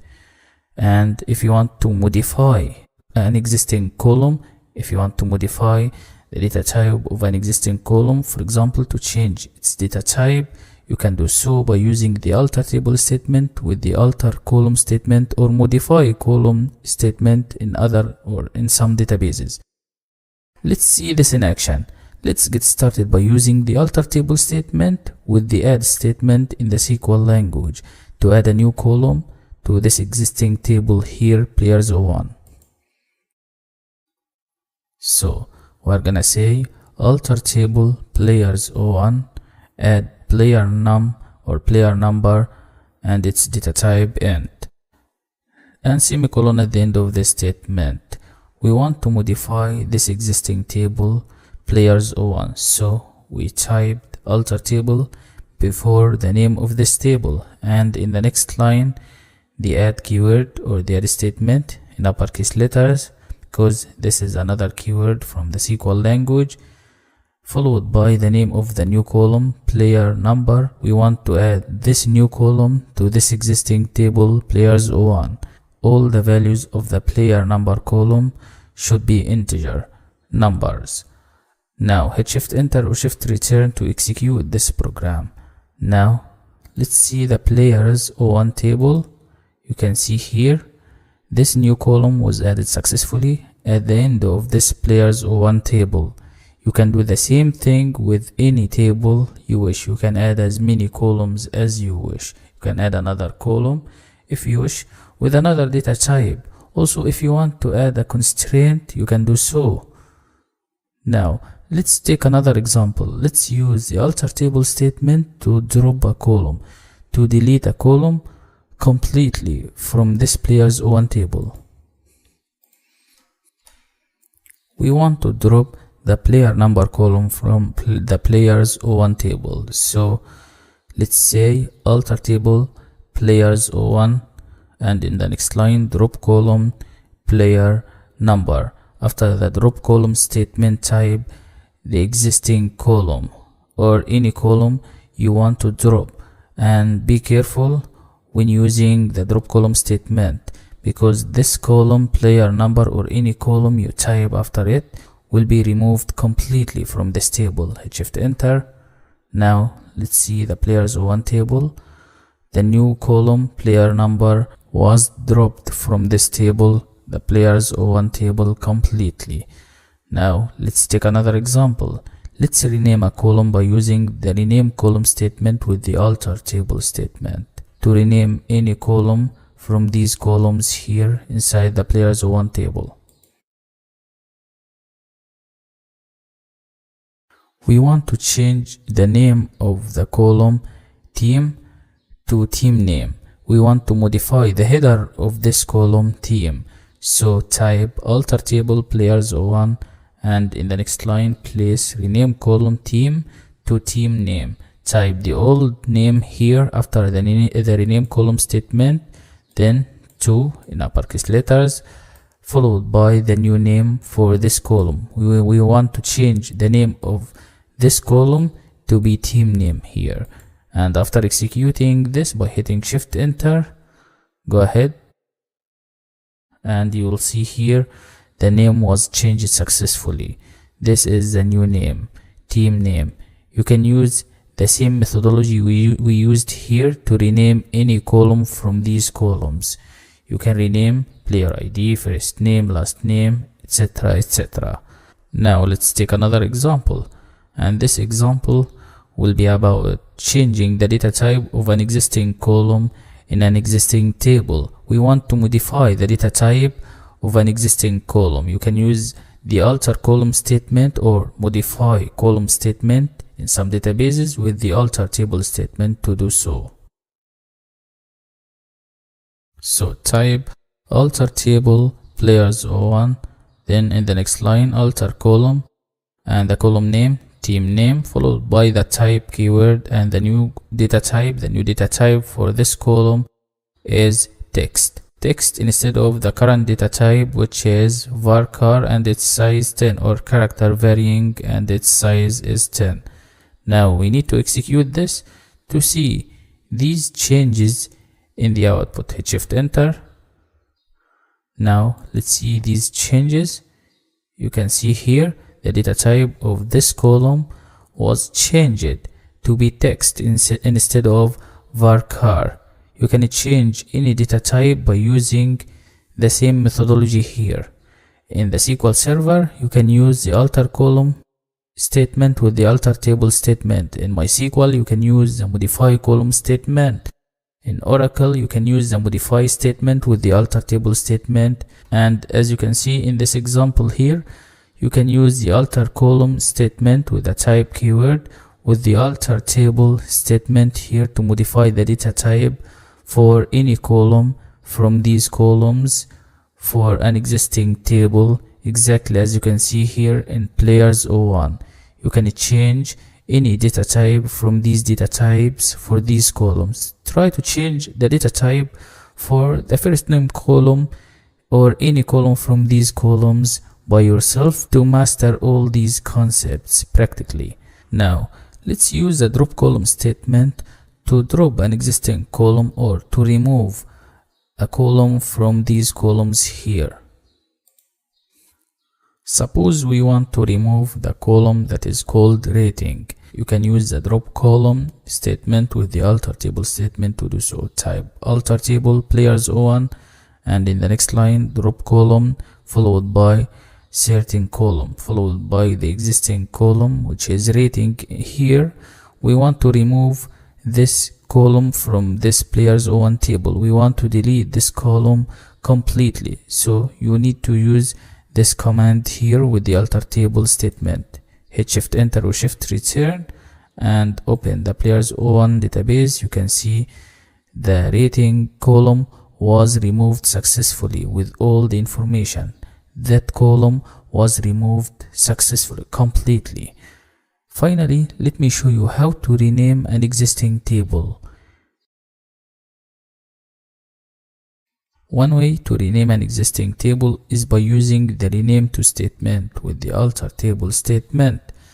So we want to rename this table here, for example, players 01 to be players instead of players 01. So type alter table players 01 and in the next line place rename to and the new name players and semicolon at the end of this query.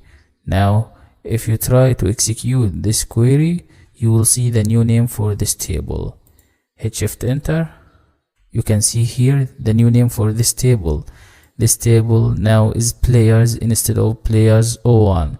You can rename any table by using the same methodology we used here. That's all about it for this lesson. The alter table statement is so powerful as we saw here. You can use it to add a new column, you can use it to drop columns, to rename columns, and also if you want to modify the data type of any column, you can do so without any problems. And also you can rename any existing table. And if you want to rename this table, you can use this option from here. Also, if you want to rename any column, you can use this option from here. And if you want to drop any existing column, you can use the drop option from here. Click on it and you will see this existing column will be deleted successfully, will be deleted completely from this existing table. Thank you very much for watching. Good luck.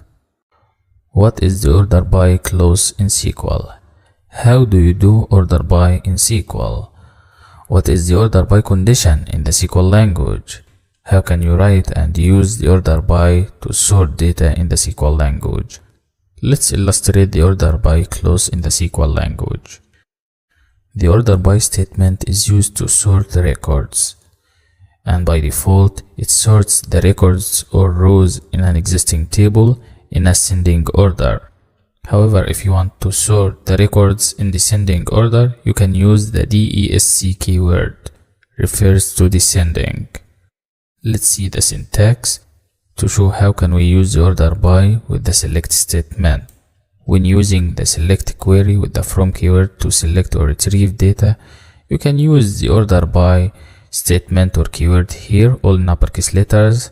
These are SQL keywords, followed by the specified columns, separate between them using commas to sort the records in ascending or descending order for these columns. And the output will be in a new table or a new result set. So, is order by necessary in SQL? Of course, you can use it to sort or sum up data. The SQL order by clause is not mandatory, rather it's a helpful tool. Whenever you need to sort your data in ascending or descending order, you can use it, and semicolon at the end of the query. That's all about it for this lesson. Thank you very much for watching. See you again next lesson. Hi everyone, welcome to this lesson. In this lesson I will show you practically how to sort the data inside the result set. You can use the order by statement in the SQL language to sort the result set or the result table in either ascending order or descending order. Let's see this practically. Let's sort the data of this table called players 01 in ascending order. Type select all from players 01 order by first name and semicolon at the end of this query. This syntax or this query here selects all the players 01 table and then sorts them in ascending order by first name here, this column here, in ascending order by default. So you don't need to use any keywords like ASC stands for ascending order.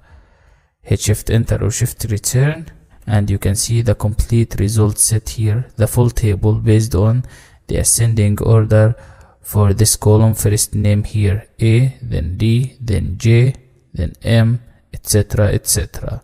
Ascending order, the letter A comes first, then the next one, etc, etc.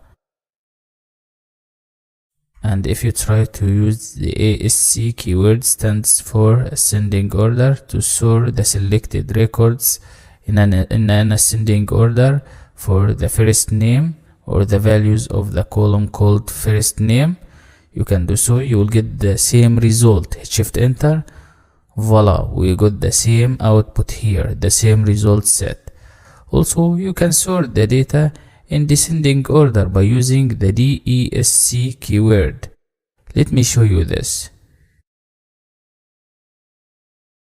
Here, type after order by first name, the keyword DESC stands for descending order. We want to sort the selected records in descending order for the first name. Hit shift enter, you can see S comes first, then R, then N, and the last one is the letter A. That's all about how to sort the data or the selected records in the result set. Also, you can use multi-columns instead of using a single column like this example here. Separate between them using comma. For example, here you can insert the team column and hit shift enter, and you can see in this example here the SQL language selects all the records and then sorts them by first name.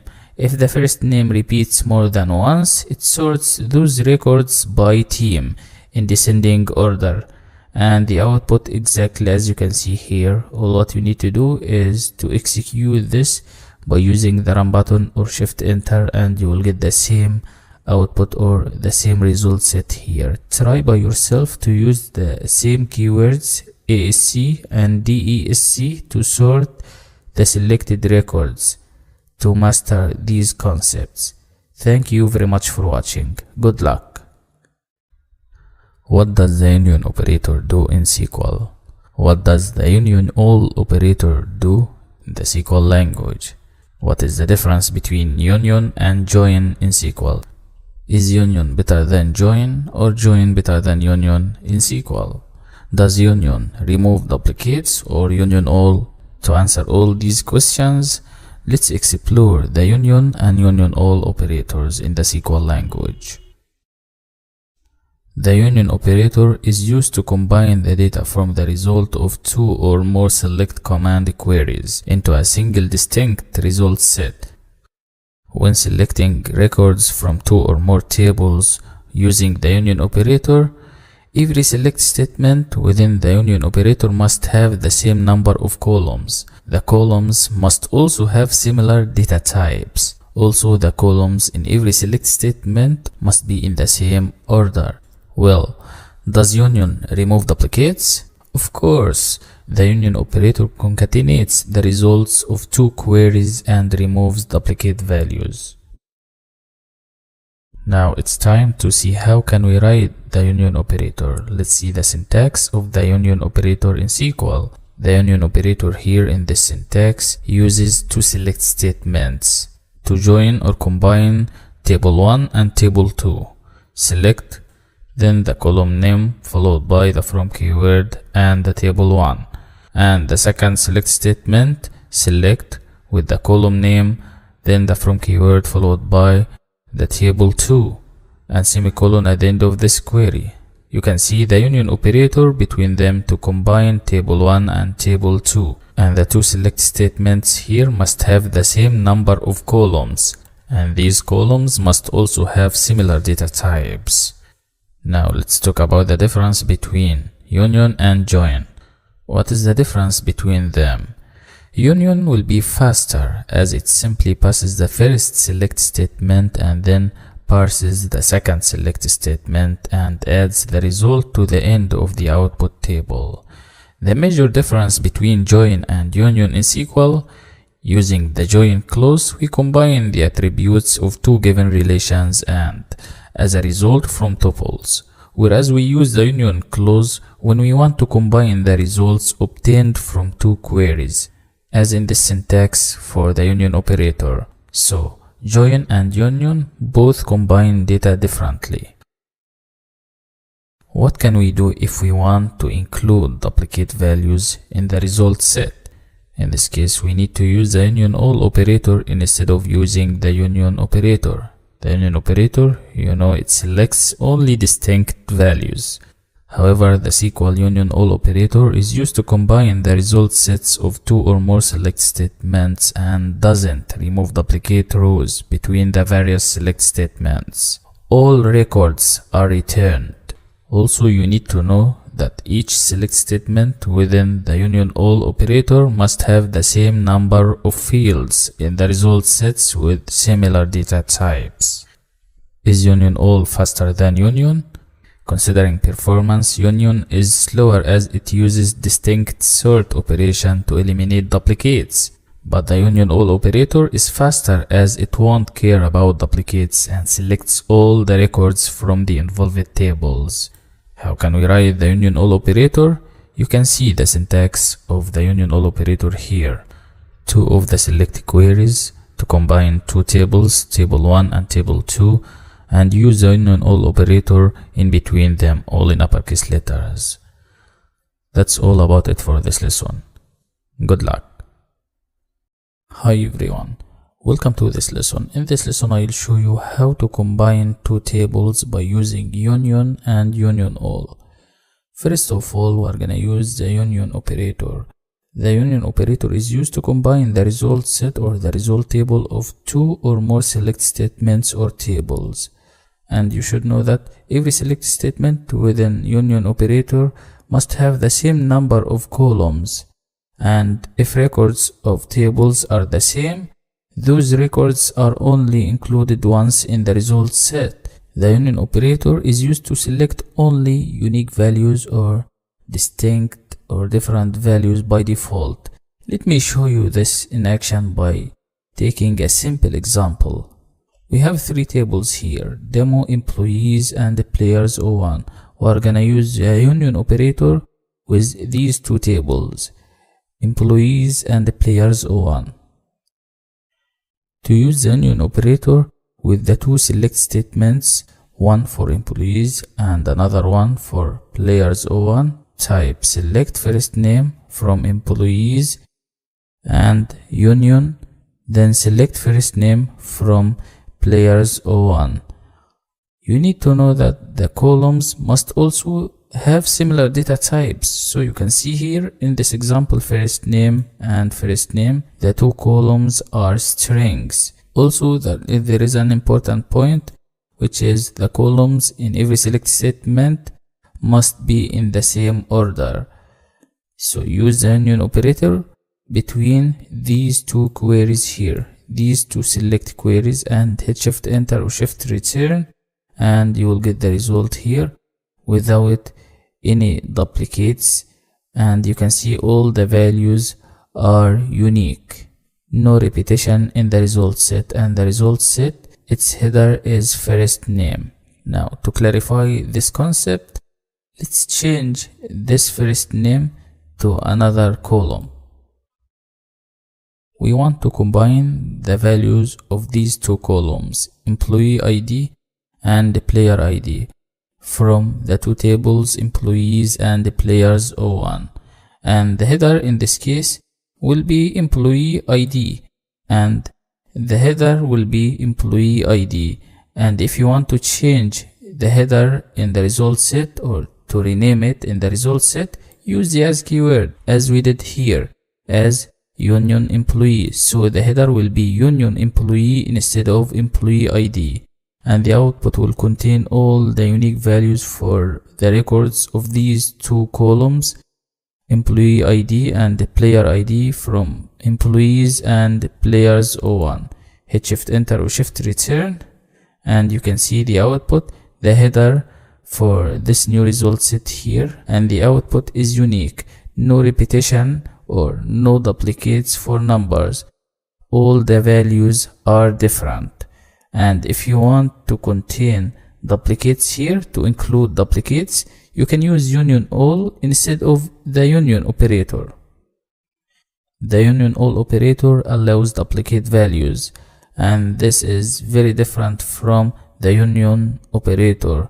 The union operator selects only different values by default. Now hit Shift Enter to see the difference in the output. Voila! You can see here we have duplicate values, 1 and another one here, 2, another 2 here, from employee ID and the player ID. That's all about it for this lesson about combining the result set of two tables. You can use the same methodology we used here for different tables.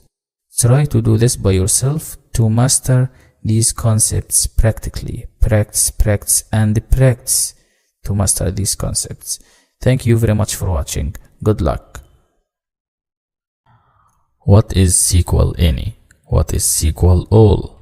Why do we use these operators in the SQL language? And how to use the any and all operators in SQL? To answer these questions, let's get started to discuss any and all. In general, any and all operators are used with where or having.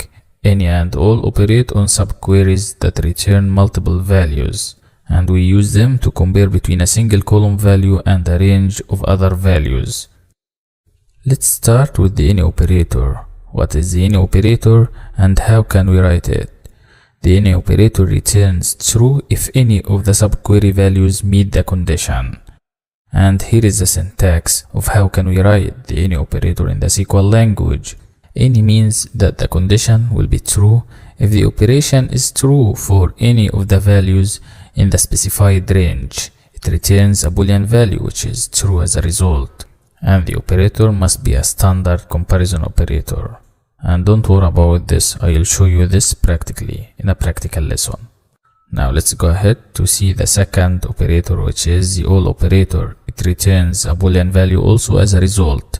It returns true if all of the subquery values meet the specified condition. You can use it with the select, where and having clauses in the SQL language.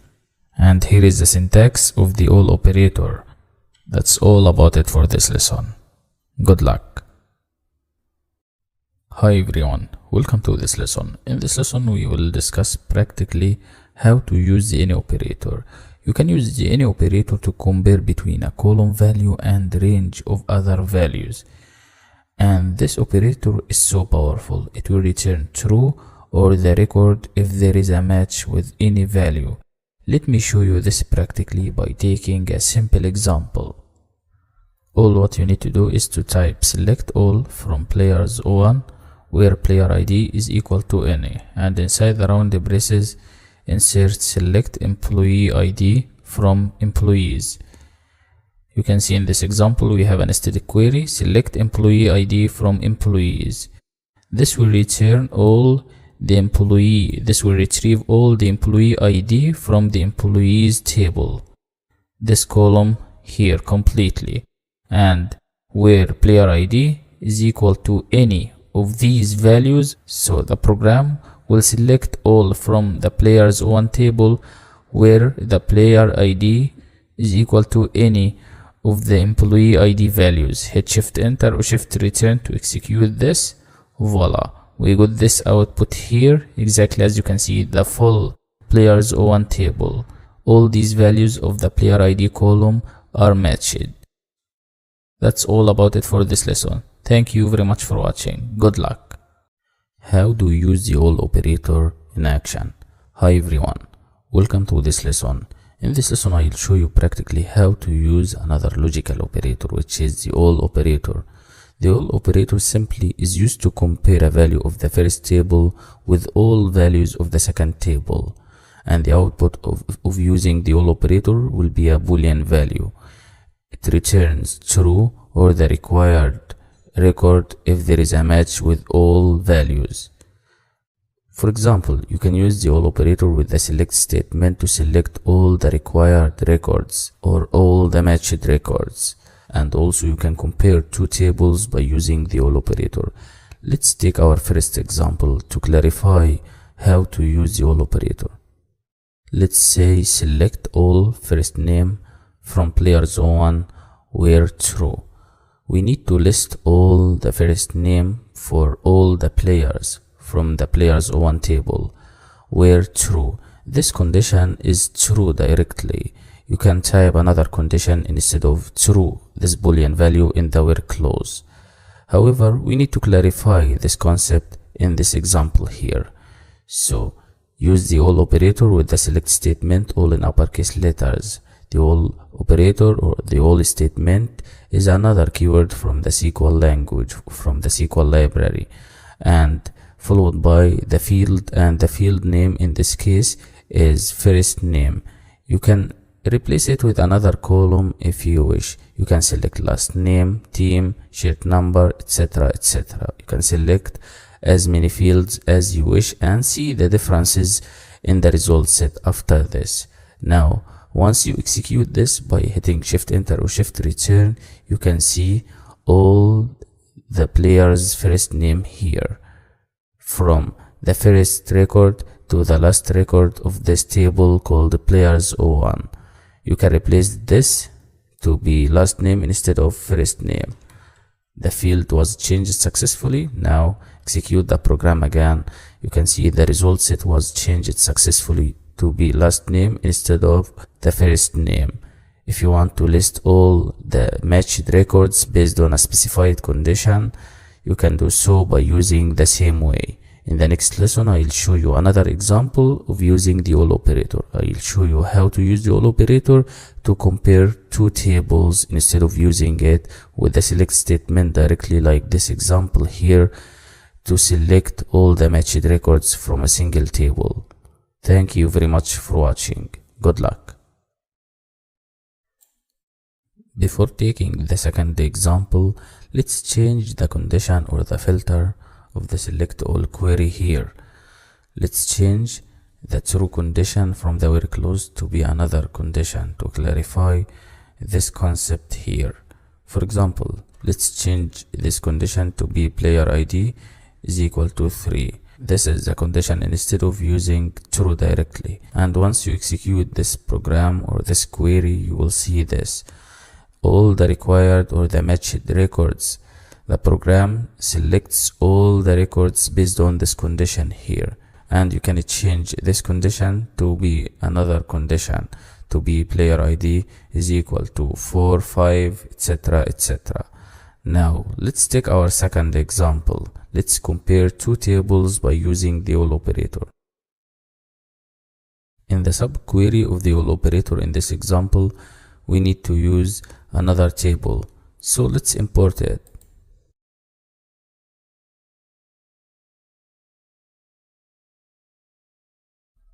We imported another table here in the PostgreSQL database, which is the employees table. We're gonna use it here in the subquery of the all operators. So type select first name from the existing table players 01 where player ID is greater than all, and use the subquery here to compare the two tables.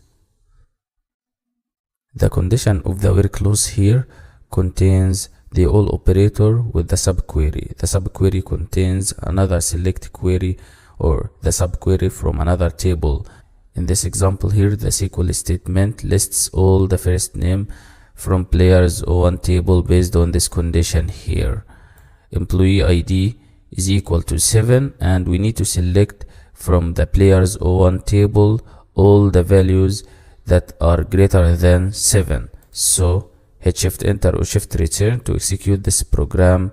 You can see we have these two records, only the required records. To clarify this, let's select player ID in addition to first name and hit shift enter again. You can see we have in the player ID 8 and 9 greater than 7 here.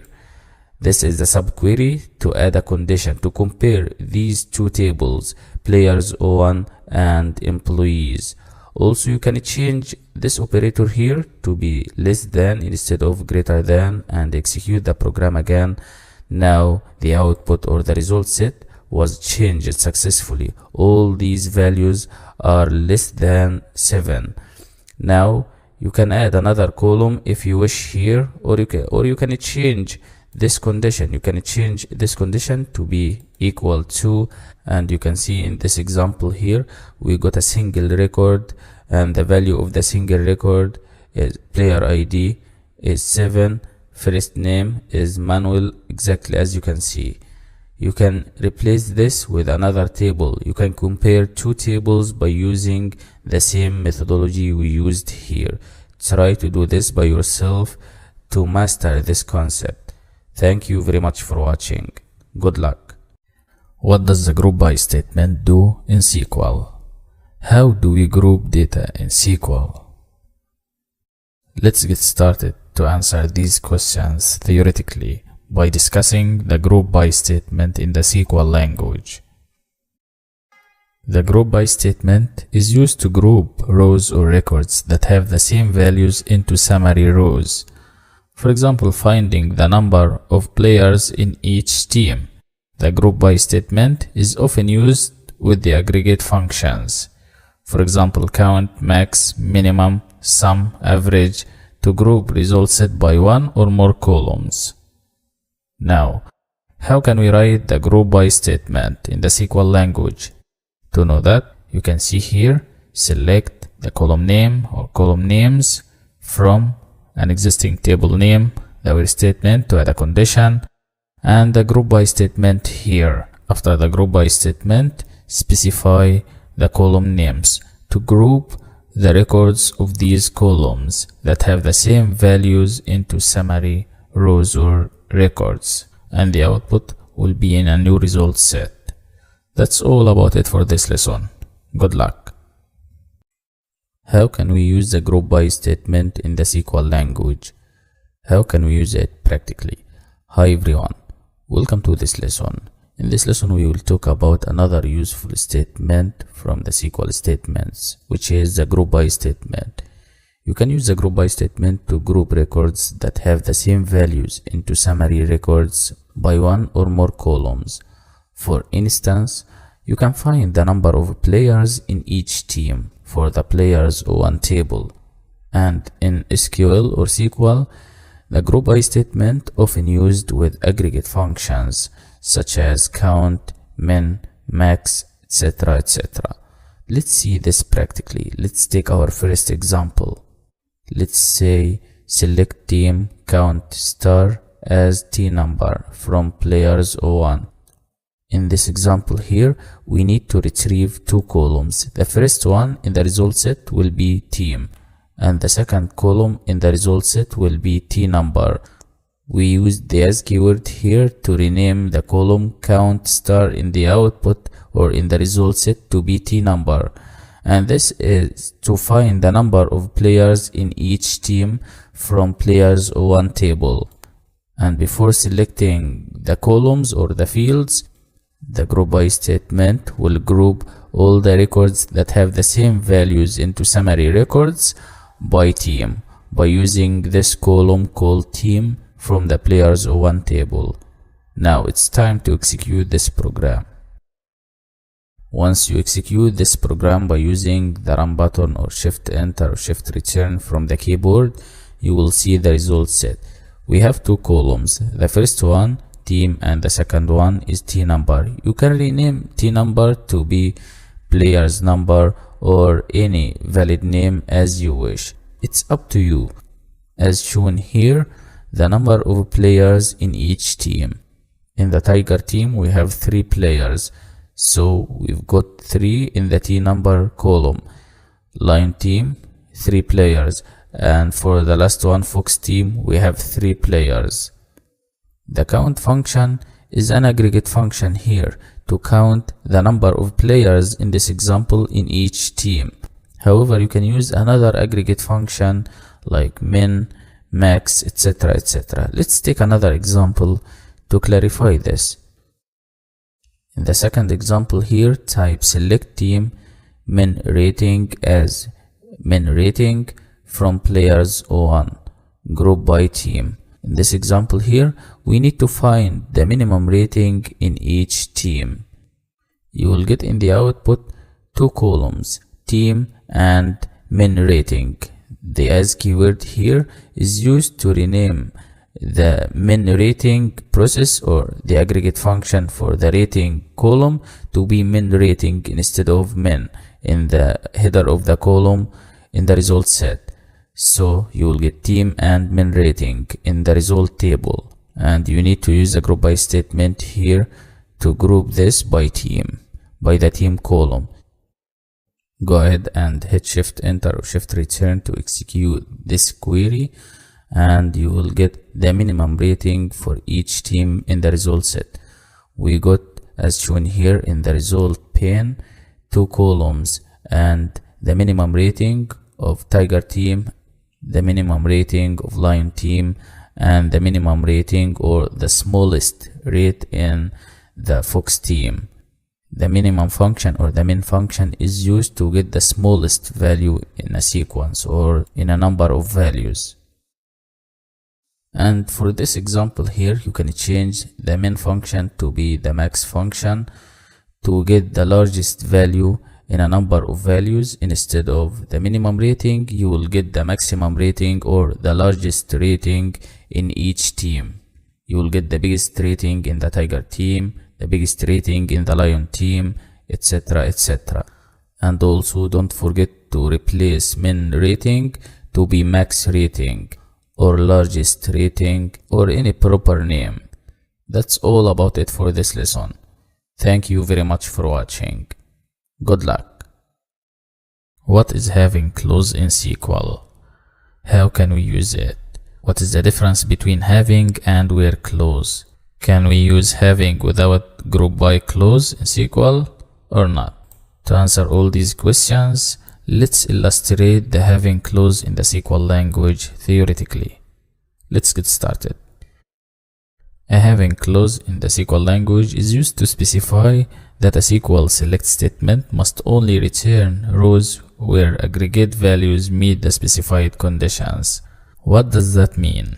Simply, the having clause in SQL is used if we need to filter the result set based on aggregate functions such as min, max, sum, etc, etc. What is the main difference between where and having clause in SQL? If where clause is used to filter the records from a table that is based on a specified condition, then the having clause is used to filter the record from the groups based on the specified condition. The having clause is used with aggregate functions, but the where clause can't be used with aggregate functions. Also, you should know that the having clause is executed after the group by clause, but in the where clause is executed before the group by clause. Well, can we use having without group by clause? A query with a having clause should also have a group by clause. If you omit group by, all the records not excluded by the where clause return as a single group, because no grouping is performed between the where and having clauses. They can't act independently of each other. The where clause is faster than having, because having uses more memory. Now it's time to see how can we write the having clause in the SQL language. This is the syntax of having. Select from where, then use the group by, having with its condition, and the order by statement at the end of the syntax. Can we use both where and having? Actually, yes. You can create a where clause and having clause involving the same column. Don't worry about all these concepts. I'll show you every single thing here practically. I'll show you in action step by step how to use all of them correctly. That's all about it for this lesson. Thank you very much for watching. See you again next lesson. There is another way to add a condition in the SQL language, in the SQL query. You can add a condition by using the having clause. So how can we do this? If you want to filter records in the result table based on an aggregate function, you can do so by using the having clause. And previously we used the where statement to do this, but you cannot use aggregate functions with the where statement, but you can use them with the having clause. And in this lesson I'll show you how to use the having clause to add a condition with and without aggregate functions. Let's get started. The first example, type select player ID rating from players 01, group by player ID and rating, having rating greater than 90 and semicolon. In this example here, the SQL statement will group player ID and rating based on this condition, rating greater than 90. And in the output, in the result set, you will see two columns. The SQL query here selects player ID and rating from the players 01 table. Let's execute this program by using Shift Enter or Shift Return to show the result set. Voila! Based on the condition rating is greater than 90, you can see in the rating column in the result table all the values are greater than 90, 92, 92, 93 and 91.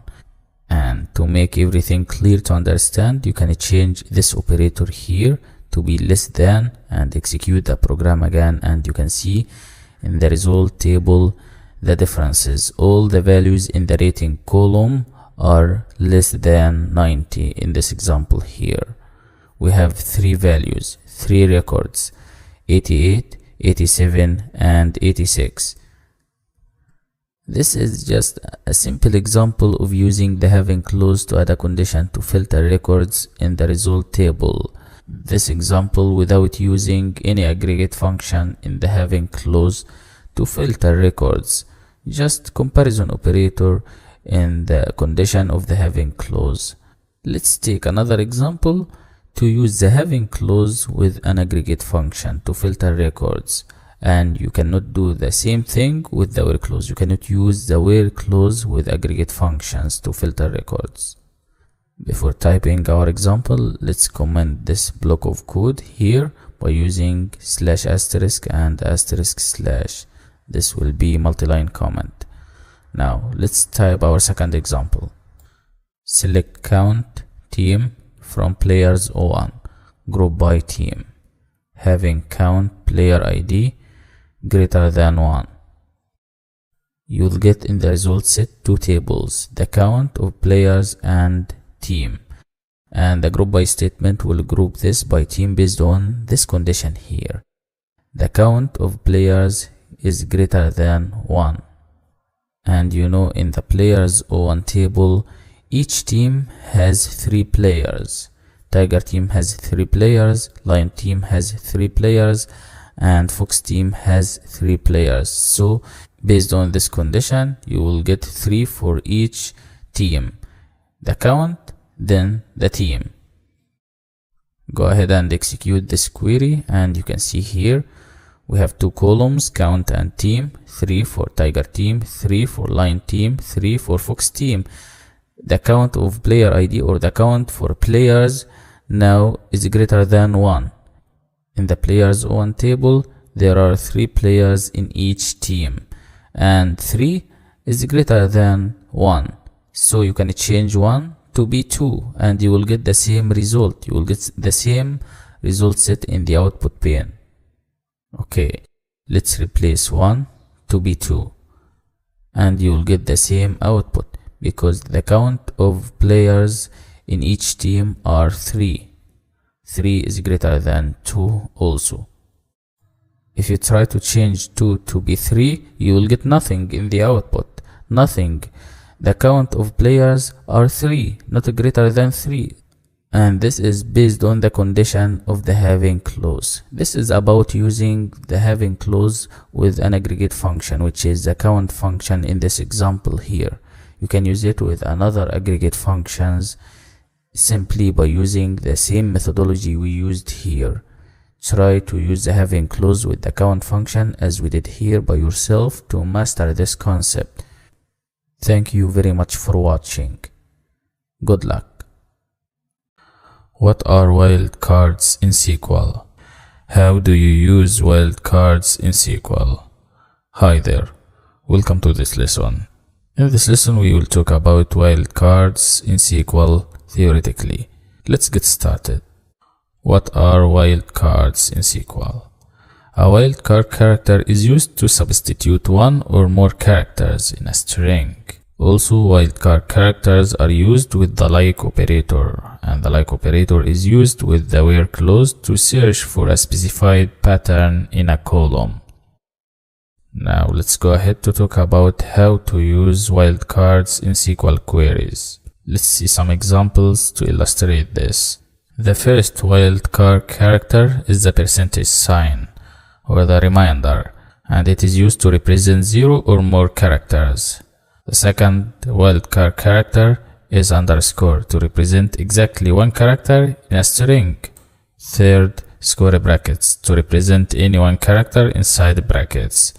And the last example of wildcard characters in SQL is exclamation mark to exclude characters from a string. That's all about wildcards theoretically in SQL. Good luck. Hi everyone, welcome to this lesson. In this lesson I'll show you practically how to use SQL wildcard characters. You can use the like operator to search for a specified pattern in a column, and the wildcard character is used to replace or substitute one or more characters in a string. So let me show you this practically. Let me show you how to use the like operator to search for a specified pattern in a column. Our first example will be about selecting all players 01, all the data from players 01 with a first name starting with A, and this is by using A followed by percentage sign. Type select all from players 01 where first name like A percentage sign inside single quotes. Hit shift enter or shift return. You can see we got this output here. These two values from the first name were matched this. You can see Ali starts with A, Ahmad starts with the same character or the same letter A. You can change this to be another one, for example M, hit shift enter. The output was changed. New result set with two new values, Manuel and Muhammad. Let's take another example by using another wildcard character.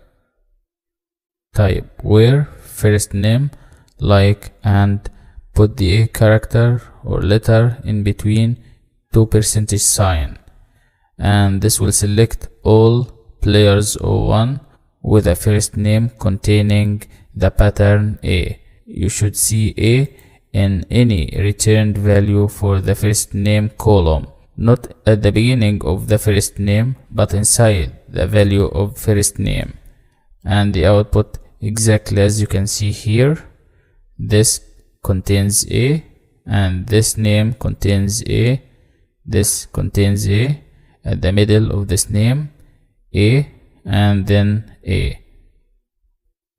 And as another example, type where first name like percentage sign D in this example here to find any value that ends with D in the first name column. Hit shift enter. You can see these values here ending with D for this, also this, and the last name also ends with this letter D. Let's take another example. Replace the previous wildcard character with a new one, underscore O and percentage sign to find any value that have O in the second position. So hit shift enter or shift return, and you can see in the second position for this value O, and the next one O in the second position, and O in the second position also for the last one. So the like operator is very useful to search for a specified pattern in a column. We used it here to search for a specified pattern in this column first name. Try to use it with another column from these columns here and see the differences in the result set.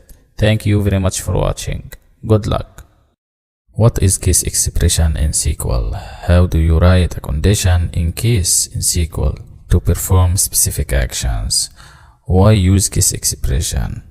Hi there, welcome to this lesson. In this lesson we will talk about the concept of case to perform actions based on conditions. So let's define the case expression. The case expression simply goes through conditions and returns a value when the first condition is met. It's like the if-else statements in programming languages.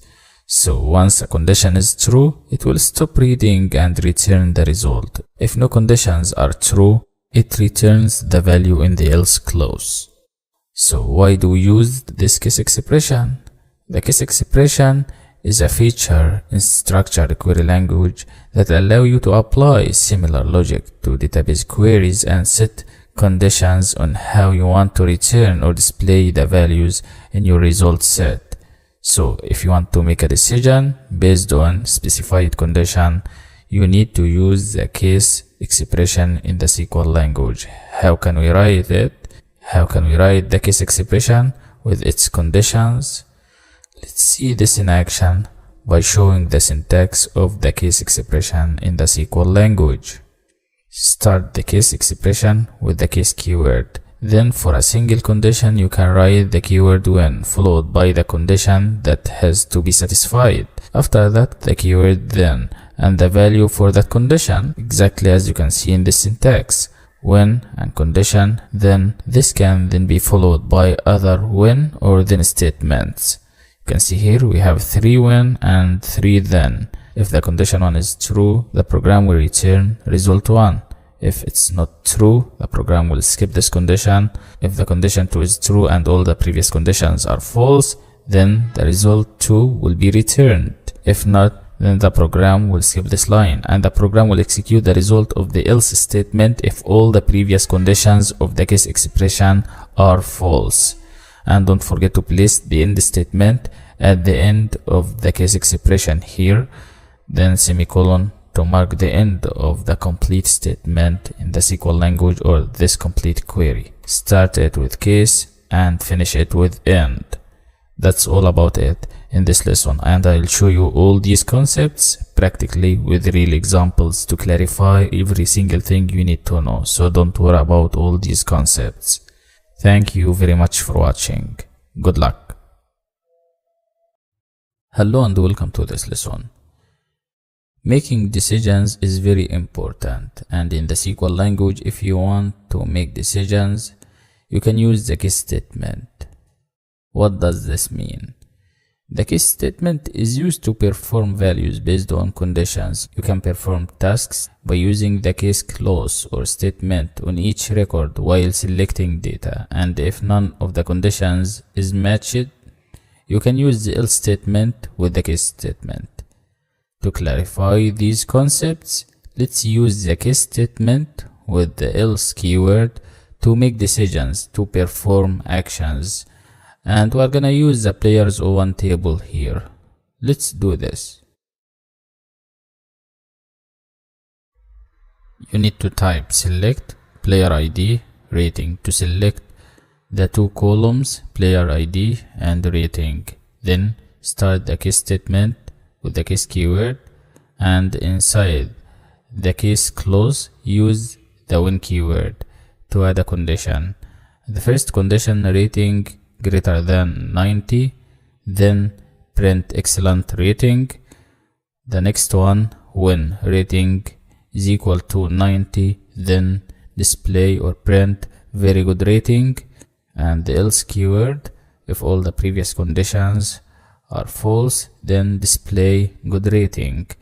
And we need to display these values in a new column, and this new column is called rate notes. So to end the case statement, use the end keyword followed by as to give it a new name, to give the new column for the result of this case statement, and this new name is rate notes. Here you can rename it with any name you want. And we want to select player ID rating and perform these tasks for the players O1 table. So type from to select the data from players O1 to perform these operations here based on our conditions in the case statement. Now let's hit shift enter or shift return to see the result in the new result set. You can see here, while rating is equal to 90, then very good. Here in the rate notes, and the rate notes is the header of this new column here in the result set. 90, very good rating, and you can see for the value of any rating that is greater than 90, it will give you excellent rating in the rate notes column, and for other values which they are less than 90, it will give you good rating, as in this value here. 87, it will give you good rating, and 88, good rating, and so on. The SQL language here goes through these conditions and returns a value when the first condition is met. Thank you very much for watching. Good luck. What is the meaning of a function in SQL in general? What are different types of function in SQL? Hi, welcome to this lesson about functions in the SQL language. What is the meaning of a function? A function simply is a series of related statements to perform tasks or certain actions. It's a block of code, and you can pass information into this block of code or into the function body using parameters. You can use a function in the SQL language to return a single value or a table. Also, there are many features of using functions.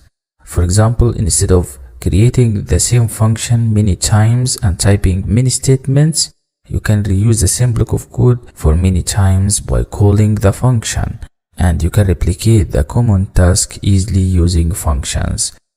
And in this course, we will talk about different types of functions in the SQL language. What are these types? The first one is aggregate functions, and the second type of functions are scalar functions. That's all about it for this lesson. Thank you very much for watching. Good luck. The first type of functions in the SQL language is aggregate functions. What are aggregate functions of SQL? How to use aggregate functions? How many aggregate functions are available in the SQL language? Hi everyone, welcome to this lesson. Let's talk about the meaning of an aggregate function in the SQL language. An aggregate function in the SQL language returns one value after calculating multiple values of a column. We often use aggregate functions with the group by and having clauses of the select statement. And if you want to use an aggregate function in the SQL language, first specify an aggregate function that you want to use. For example, min, max, average, sum, etc. etc. Second, put distinct or all modifier followed by an expression inside rounded braces. And if you explicitly use a distinct modifier, the aggregate function ignores duplicate values and only considers the unique values. Let's talk about the different types of aggregate functions in the SQL language. First of all, the average or AVG function to return the average value after calculating from values in a numeric column. The second function is count. You can use this function if you want to count the number of rows or records returned in a select statement. You can use the first function if you want to return the first value of the selected column. The next one, last. The last function is used to return the last value of the selected column, and this function is used only in Microsoft Access. The max function to return the maximum value or the largest number of the selected column. Min to return the minimum value or the smallest number of the selected column. And the last function in aggregate functions of SQL is sum to return the sum of all values of the selected column. That's all about it for this lesson. Thank you very much for watching. Good luck. Welcome to the practical lesson about functions in the SQL language. Hi everyone, welcome to this lesson. How can we use functions? There are many built-in functions in the SQL language for doing operations and also to perform tasks. And you don't need to design or construct any built-in function from those functions. All what you need to do is to call a function by using its name followed by round braces and a specified argument inside those round braces. Let me show you this in action. Let's start with the average function or AVG function in the SQL language, and it's a built-in function. Here in this query type, select AVG rating from players 01. We use the average function in this example here, or AVG function, to get the average number for a numeric column, and this numeric column is called the rating inside the round braces of the AVG function. Select to select and retrieve data from players 01 table, and the AVG function simply returns the average value after calculating from values in this rating numeric column or integer column. And once we execute this query here or this program, we'll get the output in a new result table, and the header of the column in the result table is AVG, refers to the average function or the AVG function, and you can see the average value in this case here is 89.888, etc., etc. This example to compute or calculate the average rating for players. And you can change the header of this column by using the as keyword to give an alias or to rename this header or the column header in the output pane or in the result set. As in this example here, as average rating, the new name will be average rating, and this is just a temporary name, not permanently. You can rename it to be another name, another valid name instead of average rating. Use the as keyword to do this and type the as keyword in uppercase letters by convention to make the code more readable and understandable. And once you execute this program, you will see the result set was changed and the header was changed successfully to be average rating instead of AVG, and this is more meaningful. Let's take another example. Let's work with another function. The second function we have here in this lesson is the count function, and this function is so popular and powerful. You can use this function to count the number of rows or records returned in a query or a select statement. However, you cannot use this function with Microsoft Access. To select the number of records in a specified column, type this example here, select count and employee ID inside the round braces, then from followed by certain table name.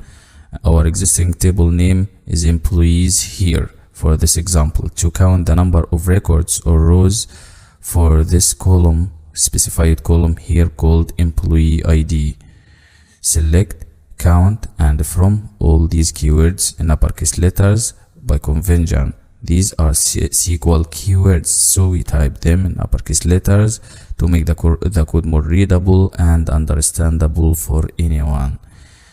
Once you execute this query, you will get the number of records in a new result set. As we did here, in the output pane, the number of records is 9. 9 records or rows in the employee ID. Also, these are the number of records in the existing table completely in the employees table. And the header of the column is count, the name of the function. You can change it by using aliases or by using the as keyword.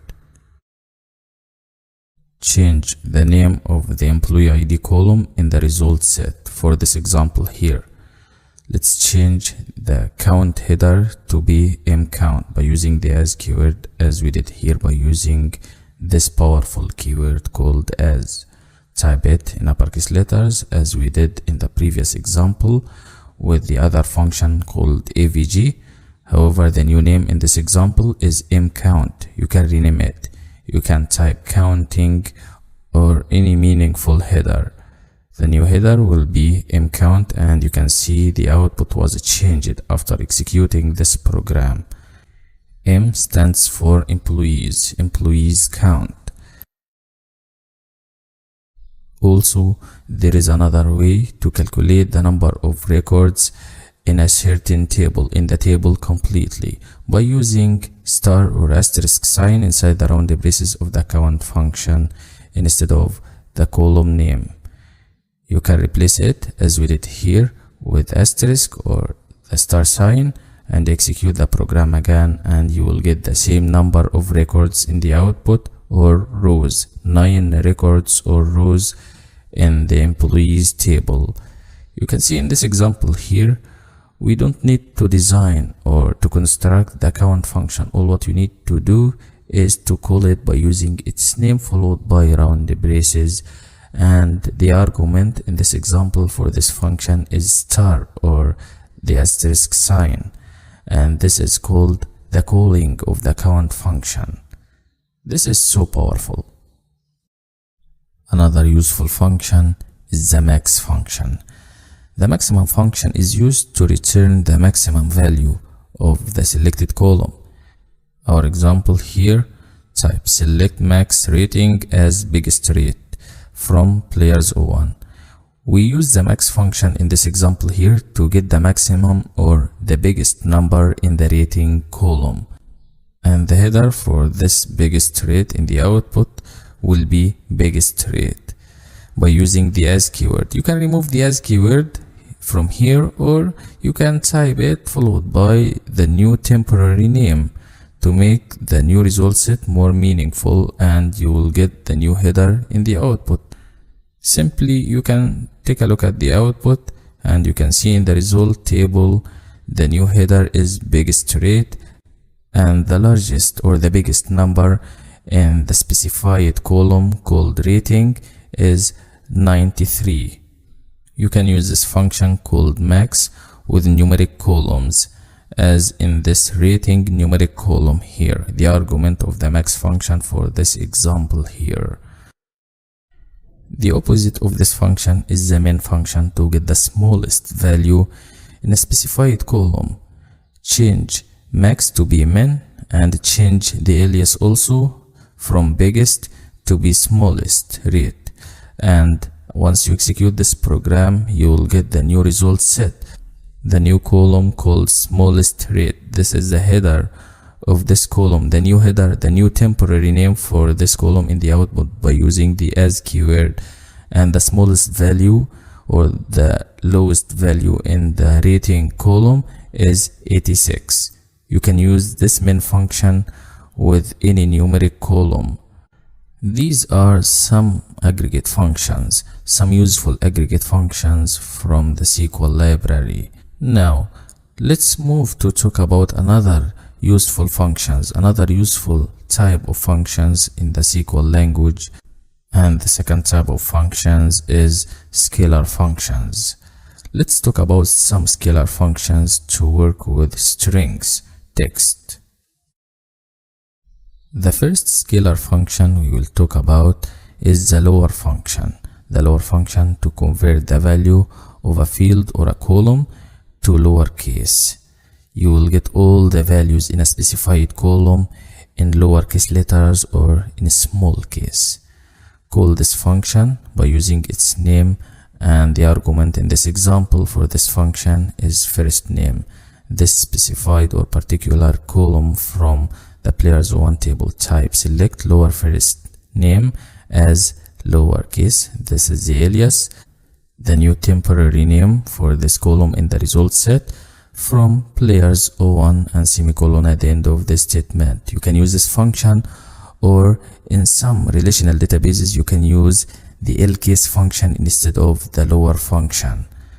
And once you execute this query, you will get all the values of this particular column called first name in lowercase letters. You can see all of them in the output pane in a new result set, and the header of this column in the output is lowercase. You can change it to be any meaningful name as you need, as you wish. The opposite of the lower function or the else function is the upper function, or you can use the case function. Change the lower function to be the upper function and change the old alias to be uppercase instead of lowercase. Once you execute this program, you will get all the values in the first name column in uppercase letters or capital letters instead of lowercase, exactly as you can see in the output pane in the result set, and the new header for the result set, exactly as you can see, is uppercase instead of lowercase, and this is a temporary name by using the as keyword. The upper function in this example here converting all the first names of players 01. By using the same method we used here, you can change first name to be last name to change all the last name for players to be in uppercase letters. Next is the reverse function to reverse a string or text. Type reverse and a particular column inside the round braces of this function, which is job in this example here from the employees table. Select reverse job as reverse jobs from employees. This is just an example to know how it works. You will see the output after executing this program. Once you hit shift enter, you can see in the new result table or in the new result set, all the jobs from the employees table were reversed successfully. You can use the reverse function to reverse any string, and this is a powerful function. Exactly as you can see here, you can change job to be another string column from an existing table instead of job in this example here. Also, you can rename it in the output or in the result set by using the as keyword. The last function we have in this example is the length function. You can use this function to return the length of the value in a text field. If you want to know the length or the number of characters of the value in a string column, you can use the length function, or in some relational databases you can use the len function, len instead of length in this example here. In this example here, type select length first name as first name length from players 01. This example, to get the length of each value in the first name column from the players 01 table, and the new header or the new temporary name for the column in the result set is first name length, and you can see this in the output after executing this program here. We got the length of the first names in this players 01 table. Thank you very much for watching. Good luck. Inner join in SQL. What is the meaning of inner join in the SQL language? How to join two tables using the inner join keyword. Hi everyone, welcome to this lesson.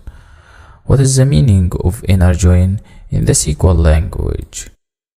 The inner join statement is used to select records that have matching values in both tables. The inner join keyword simply is used to combine records from two tables whenever there are matching values in a field common to both tables. For example, if you have two tables, table 1 and table 2, and you want to join these two tables using the inner join keyword based on a common column in these two tables, you can do so easily.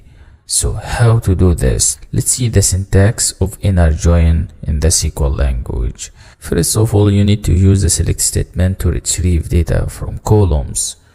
Type select all in uppercase letters followed by columns, then the from keyword followed by table 1, the first table, then the inner join keyword followed by the second table, table 2, and the on keyword all in uppercase letters because this is a keyword in the SQL language.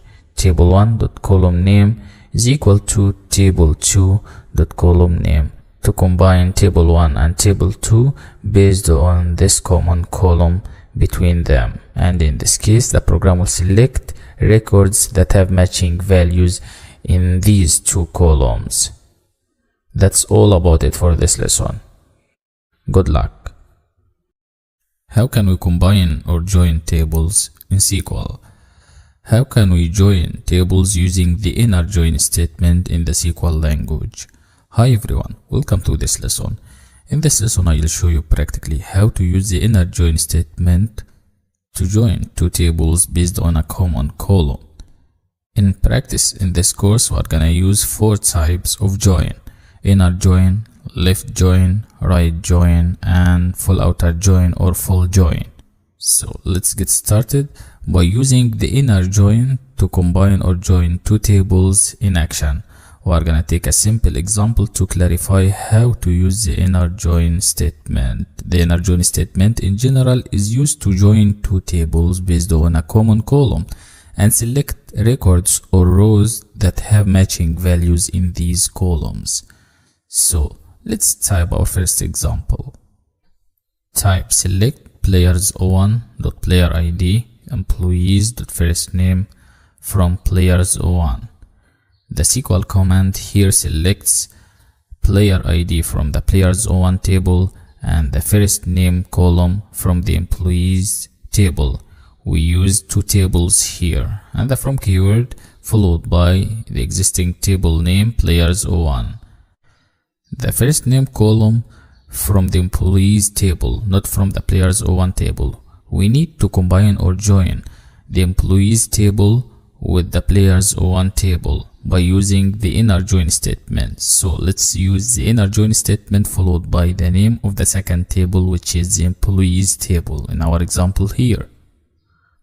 Simply type inner join, all in uppercase letters, followed by the name of the second table, employees, to join these two tables.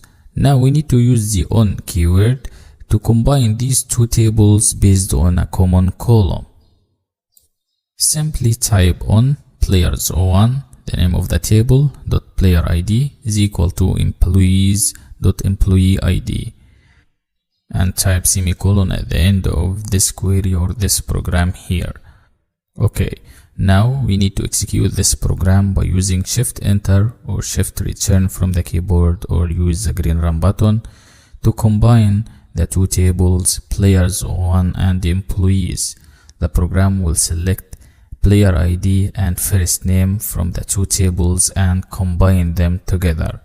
SQL will join the two tables together. From over here, click the run button and wait to see the output in the result pane. You can see player ID and first name from the two tables, player ID from the first table and first name from the second table. The two tables were combined easily by using the inner join statement with the on keyword based on the common column between them. Also in the SQL query, it's possible to put an alias for each table, for the players01 table and also for the employees table. You can rename any table from these tables by using the as keyword to make the name of any table simple and easy to use. The new name for the players01 table is PL here, so we use the as keyword followed by PL after the from keyword from players01 as PL, and you can use the new name PL instead of using the full name players01 to do anything you wish here in this query. Also, we did the same thing for the employees table. The new name is EM. You can change the two names. To change the name of the second table as we did with employees, after the inner join statement, type the name of the table as we did here, employees, followed by the as keyword to rename this table. The new name is EM. Then you can use this new name EM or any new name you wish instead of using the complete name employees. And once you execute this program by using Shift Enter or Shift Return, you will get the same previous result without any complication.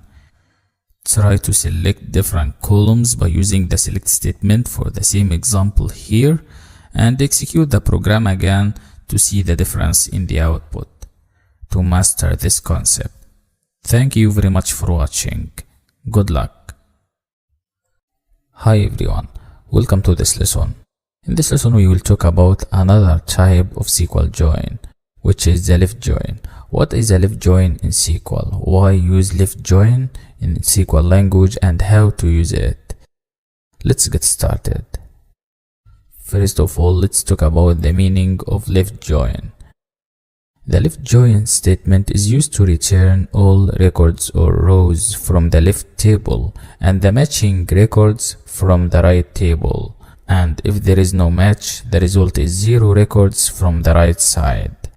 Let's see this by showing the syntax theoretically, and after this, in next lessons, I'll show you how to use this type of join practically using real examples. Here is the syntax of left join. First of all, use a select statement to select columns, and after the from keyword you can see the left table, in this case, which is table 1. Use the left join after this, the left join statement, all in uppercase letters, keywords in the SQL language. So type it in all in uppercase letters, followed by the right table. The right table in this case is table 2, and you can see the on operator, table 1 dot column name is equal to table 2 dot column name. In some databases, left join is called left outer join also, and in this case the left join statement will return all records from table 1 and the matching records from the table 2, and the result will be 0 records from the right side if there is no match in this case. That's all about it for this lesson. Good luck. Hi everyone, welcome to this lesson. In this lesson I'll show you practically the second type of join, which is the left join statement or operator to join or combine two tables together in the SQL or SQL language. How can we use the left join statement? How can we join two tables by using left join easily without any complication?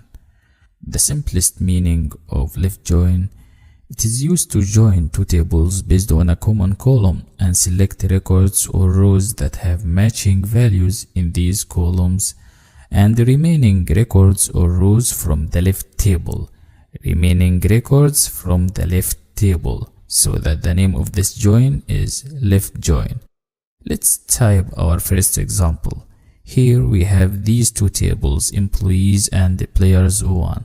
Let's combine or join these two tables based on a common column. To select or retrieve data from tables, we use the select statement. Type select players01.player_id, players01.last_name, and employees.first_name to select player ID from the first table, players01, in addition to the last name column from the players01. And also we need to select the first name column from the employees table, the second table. We need to select this column that is called first name from the second table. So we need to combine or join these two tables together by using the left join operator. Before this, let's type the from keyword followed by the players01 table, the first table or the left table. Type from players01. After this, let's use the left join operator. Type left join statement followed by the name of the second table, which is employees in our case here. The first table is players01 and the second table is called employees. Now we need to use the on keyword to insert the common column between these two tables to join these two tables based on this common column. All what we need to do is to type on followed by players01.player_id is equal to employees.employee_id.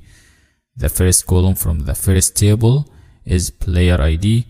The second column from the second table is employee ID and single equal sign in between them. Don't forget to place semicolon at the end of the statement. Then you can execute this program to show the result, to show how to combine these two tables together. Okay, Now this is the output after running this program. You can see all these values here. The SQL statement in this example here selects records that have matching values in these columns and remaining records from the left table. You can use the same technique with other tables to see the difference in the output. Also, you can select different columns to see how it works. Also, it's possible to rename these two tables in this query here. You can use the as keyword to do this. The name of the first table or the new name for the first table by using the as keyword is PL. So we've changed the name of this table here, here, here, and here. You can do the same thing for the second table also by using the as keyword. The name of the second table is EM by using the as keyword also here. Let's type the name of this table here to avoid getting errors.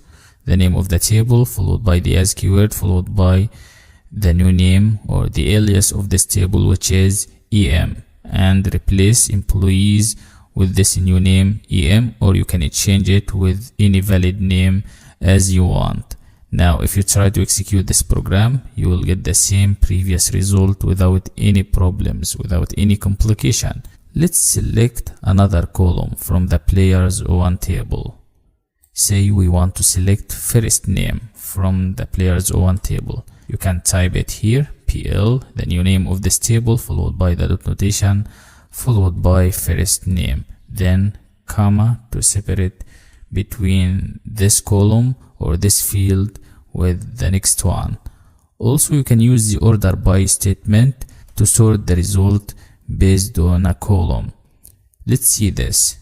Let's change the order of the result set by using the order by statement followed by the name of the players01 table followed by the name of the new column first name. We need to see the result to show the output here based on the order of the first name column. Hit shift enter or shift return. You can see this new column was added successfully here, and the order here A, D, J. This is by using the order by statement. If you try to remove this or comment this statement here and execute the program again, you can see the real column without any order here.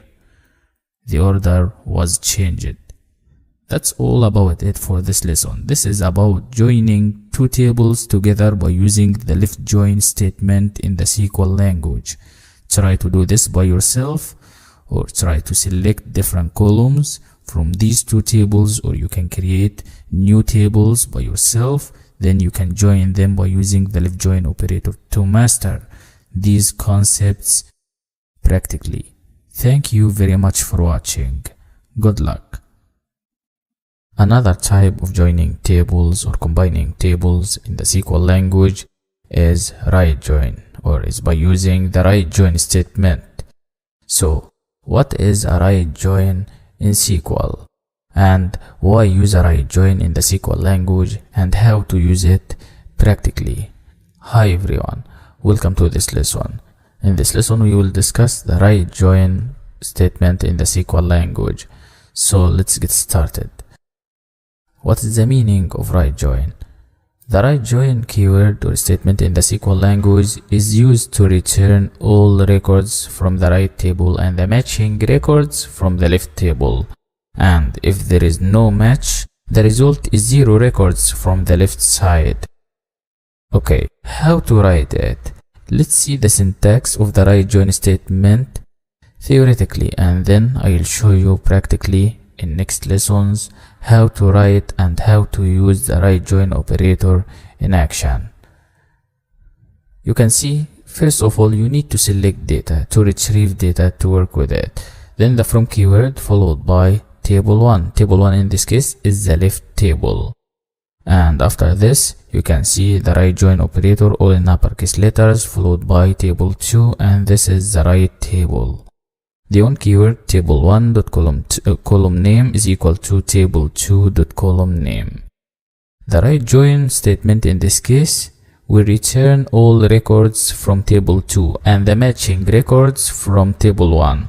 And if there is no match, the result in this case is 0 records from the left side, which is table 1 in this syntax here. This is about how to write the right join, and this is another type of joining tables in the SQL language, and later I'll show you how to use this type of combining tables in the SQL language in action. That's all about it for this lesson. Good luck. How can we use the right join statement to join two tables?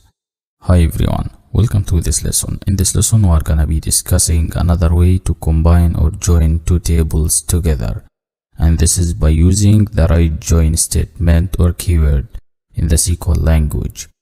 The right join statement is used to join two tables based on a common column also, and select records or rows that have matching values in these columns and remaining records from the right table.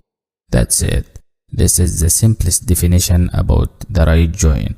However, in this lesson I'll show you practically how can we use it in action. Here in the SQL manager we have two tables, employees and players 01. We want to join these two tables by using the right join statement. Here in this example, let's select another column from the employees table. Type the name of the alias, the new name for this employees table, followed by the dot notation, followed by the column name or the field name, and its name is job. We want to select this column also from the employees table. Next, let's change the left join statement to be right join. Type right join employees as EM. Also, let's change the order by statement to be order by em.firstname instead of pl.firstname to sort the result by the first name column from the employees table, and you will see the difference in the output pane in the result set. As shown here in the new result set, all these records were sorted by the first name from the employees table. This is about using the right join statement to join two tables. You can join two tables by using the same way here based on a common column. So we used the right join with the on keyword, all the keywords in uppercase letters by convention to make the code clear and understandable for anyone. That's all about it for this lesson. Thank you very much for watching. Good luck. What is a full outer join in SQL? Why use full join in the SQL language? What is the difference between full outer join and full join? How to use the full outer join in the SQL language practically? How to write it? What is the syntax of full outer join? Hi everyone, welcome to this lesson. In this lesson we will discuss another type to combine two tables or more in the SQL language, and this is by using the full outer join statement or keyword in the SQL language. So let's get started. Let's discuss the definition of SQL full outer join. What is the meaning of it? The simplest definition of full outer join, it's a statement to return all records if there is a match in left or right table records. So if you want to combine two tables based on a common column and select records that have matching values in these columns and remaining rows from both of the tables, you can use the SQL outer join statement, or you can use the full join statement. They are the same. You can use full outer join or full join directly. So how to write it? Let's see the syntax of full outer join statement in the SQL language.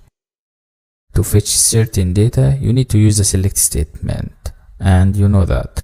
Then the from keyword followed by table 1. Table 1 in this case is the left side.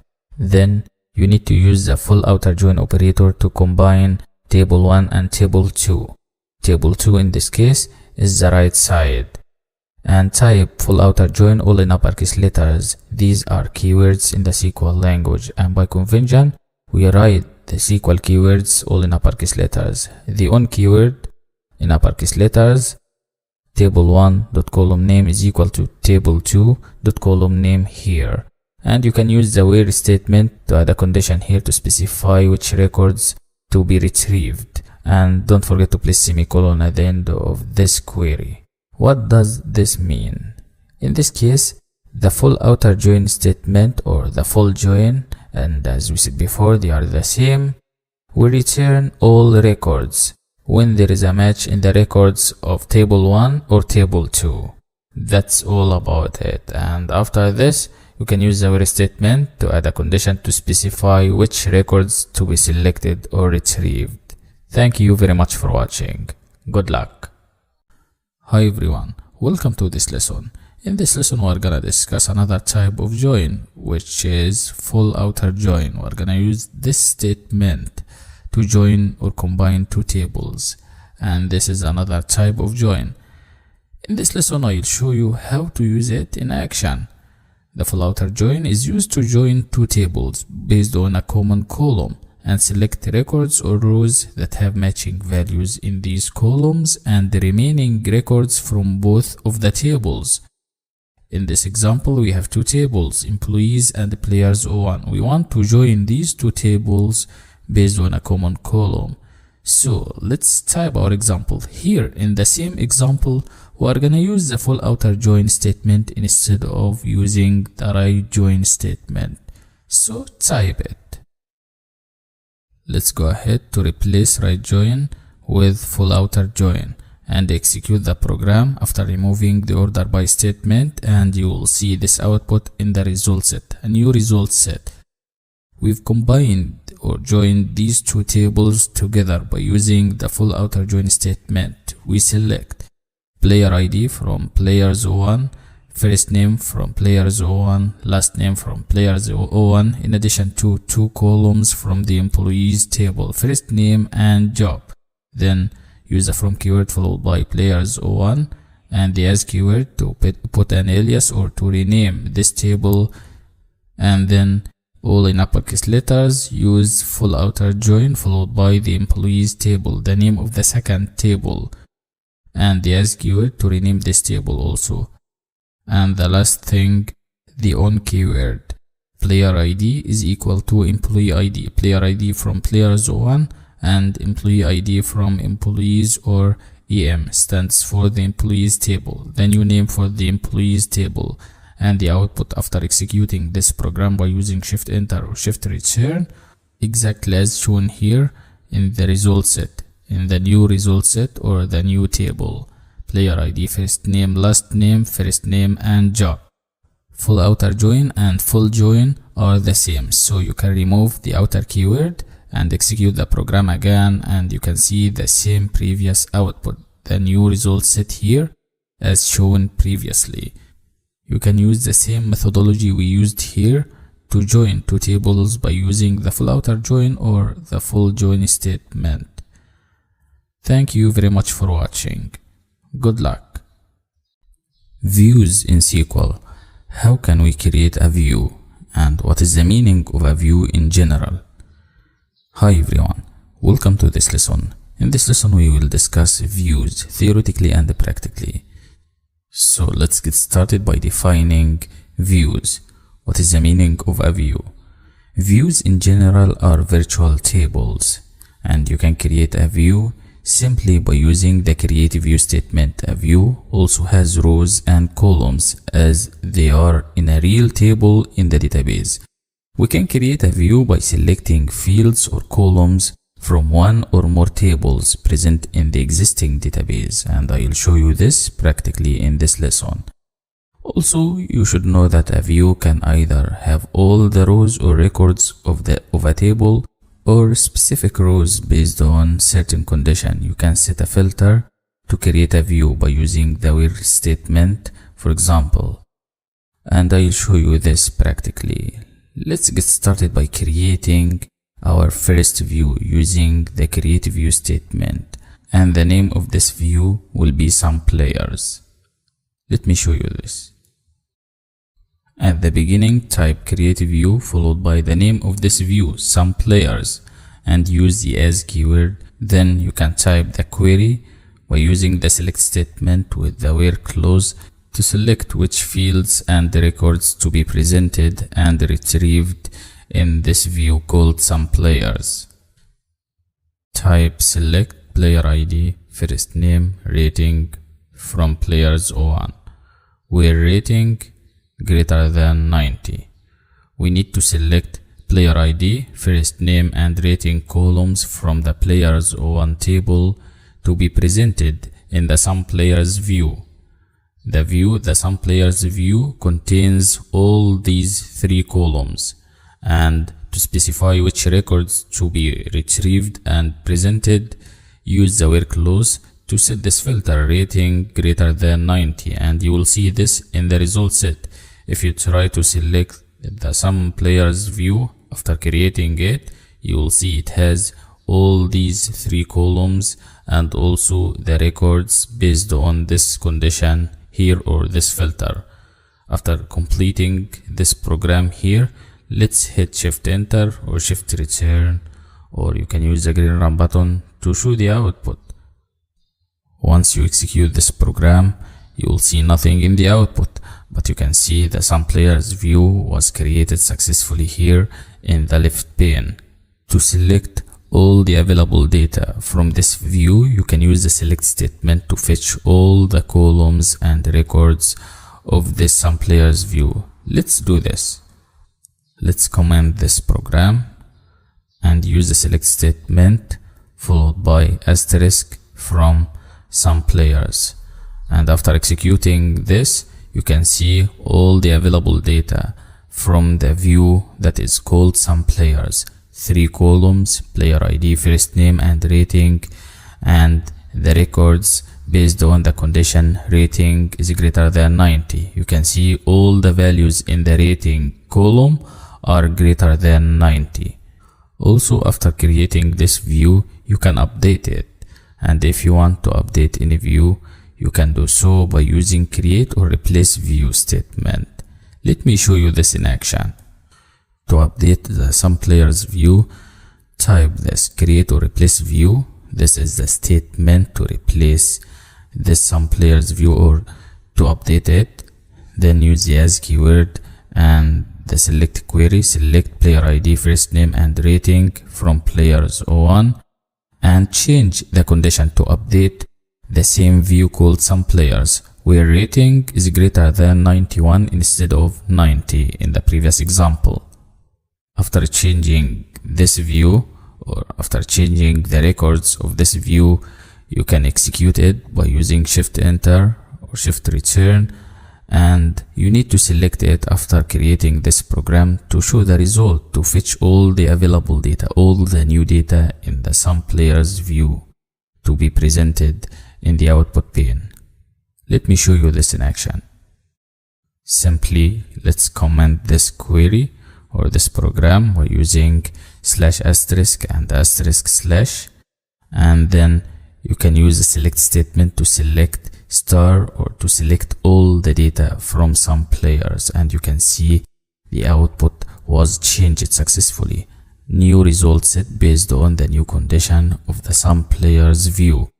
All the values in the rating column are greater than 91 instead of 90 in the previous example. And you can change this condition by yourself to see the difference or the changes in the output to master this concept.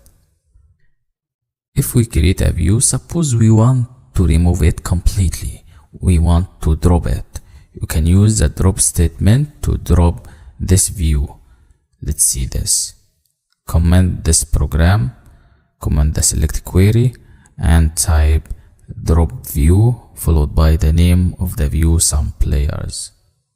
And if you want to remove any view completely, you can use the same way. Type the drop view statement followed by the name of the existing view, as we did here in this example, and semicolon at the end of this statement. Once you execute it, you will find the existing view was deleted successfully. You can see here SUMPlayers was removed completely. That's all about it for this lesson. That's all about creating virtual tables or views based on existing tables. Try to use the create view statement to create a view, then use create or replace view statement to update any view you created, and if you want to remove any view, you can use the drop view statement as we did here in this example. Thank you very much for watching. Good luck. Hi everyone, this is a practical lesson about applying what we learned in this course. We need to apply all the SQL concepts. So this is a small project to apply all the fundamentals of the SQL or SQL language. So follow these steps. Open the SQL Manager, the online manager, to work with the SQL language, which is SQLiteonline.com, and create a table called employees to store all the data of employees. Then try to create 6 columns inside this employees table inside the PostgreSQL database. Use employee ID, first name, last name, age, job, and salary as headers of these columns. When you create this table, use all these constraints: primary key, not null, and serial. Also, and the data type of the employee ID, age, and salary columns is int or integer data type, and first name, last name, and job are string data type or text. Once you create the table, let's add data to the employees table. You can use the insert into statement to do this. Try to add 10 records or rows with values for each column, and then update the existing table. Try to use all the fundamentals of the SQL language with this table. Try to replace the existing table, retrieve data using the select statement, filter the result using the where and having clauses. Also, you can use aggregate functions with the having clause. Okay, once you create this table and applying all these operations, now let's create virtual tables. You can create as many virtual tables as you wish, or as many views as you wish based on this table, the existing table. However, try to create a single view called special employees from the employees table and update it. And also, if you want to drop this view completely, you can do this. Based on the employees table, you can create a new table. So try to create a new table called assistants based on the employees table to create a copy of this existing table. Thanks for watching. Good luck. Let's see some useful hints or tips to solve the project. At first, if you want to create the employees table, you need to use the create table statement. And this is the syntax of creating tables in SQL or the SQL language. Use the create table statement followed by the name of the table, and inside the rounded braces, type the column name followed by its data type and also the constraint. We use constraint to apply some rules for this column, such as primary key, not null, etc., etc. Once you create the table, you can use the insert into statement to insert records to this table. If you want to insert the records into this table called employees, you can use this syntax: insert into followed by the table name, which is employees in our case here. Then inside the rounded braces, insert all the columns in order: column 1, column 2, etc., etc., and separate between them using comma. And then use the values keyword followed by all the values for each column: value 1, value 2, value 3, value 4, value 5, and value 6. This is for the first record. Then put comma and insert the values of the second record, etc., etc. And don't forget to place semicolon at the end of this statement or this query. Now we have data inside this employees table. If you want to fetch all the available data or specific data from this table, you can use the select statement to do this. Use the select statement followed by star or column names, then use the from keyword followed by the table name.